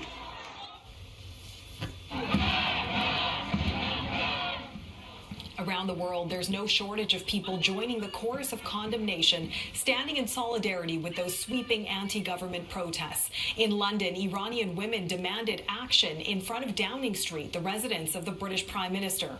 And Parisians marched in front of the Eiffel Tower, pushing for political change in Iran, and burned a picture of Iran's supreme leader. After that U.S. operation and capture of Venezuelan President Nicolas Maduro and the seizure of several oil tankers linked to the South American nation, today President Trump said no more Venezuelan oil or money will go to Cuba, suggesting the communist-run island should cut a deal with Washington. He posted that after joking that U.S. Secretary of State Marco Rubio should become Cuba's next president. Venezuela is Cuba's biggest oil supplier, but there's been no delivery since Maduro was extradited to New York just over a week ago. That's where he remains in custody on weapons and drugs charges. And in Europe today, Denmark's prime minister said the nation is at a, quote, fateful moment as Trump repeatedly threatens to take over Greenland. Mette Frederiksen accused Washington of potentially turning its back on NATO and said Trump's push to acquire the Danish territory puts her country at a crossroads ahead of a high-stakes meeting this week between the foreign ministers of Denmark and Greenland and U.S. Secretary of State Marco Rubio. The Trump administration isn't backing down from defending the ICE agent who fatally shot a Minneapolis.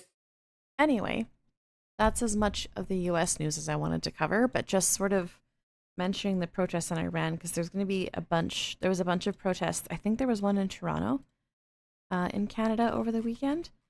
And, yeah, it's a mess. It's a mess, y'all. I've said this several times over the last couple days, but make sure you're taking care of yourselves and your friends and your loved ones. Because the world out there is a little scary right now.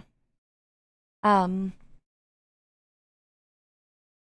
don't think I have anything else for y'all today.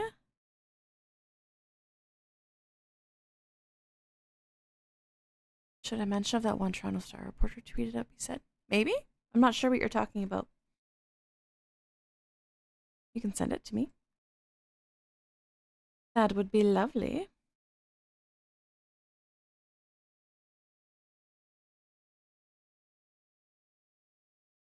Also, can I just say that this, to me, is so bizarre. It's Black History Month, and Mark Miller announces the theme. Could they have gotten a whiter man? Goodness gracious.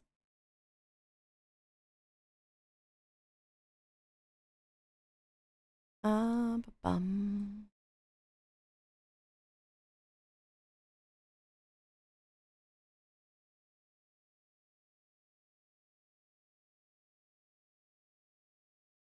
I also saw your question about making the chat bigger. Yes, I need to figure that out. Oh, this one. Forgive me the self-indulgence, but I'm still kind of reeling at the incredibly mild posts that have gotten me swarmed and targeted by conservative politicians on this website. The left catching a few well-deserved bullets for their miscalculation. That one? Lucky? Yikes. Yes. Toronto Sun responds to journalists celebrating ICE murder by promoting him to CEO. Lovely. I mean, this is obviously the Beaverton. That's not true, but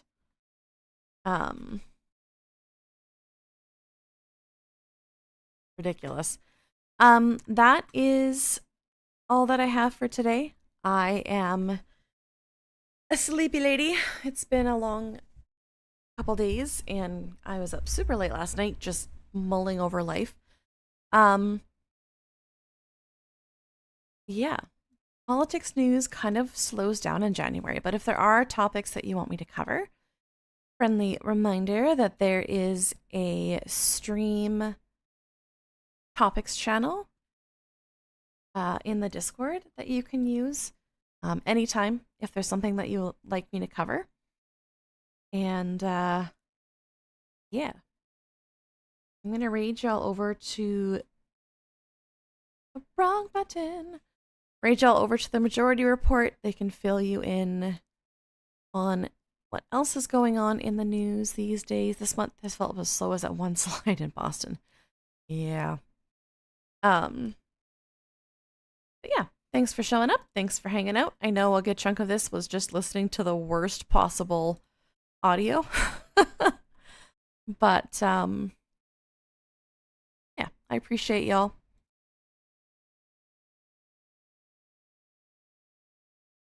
Tony McQuail has an AMA on Canada politics subreddit. Cool.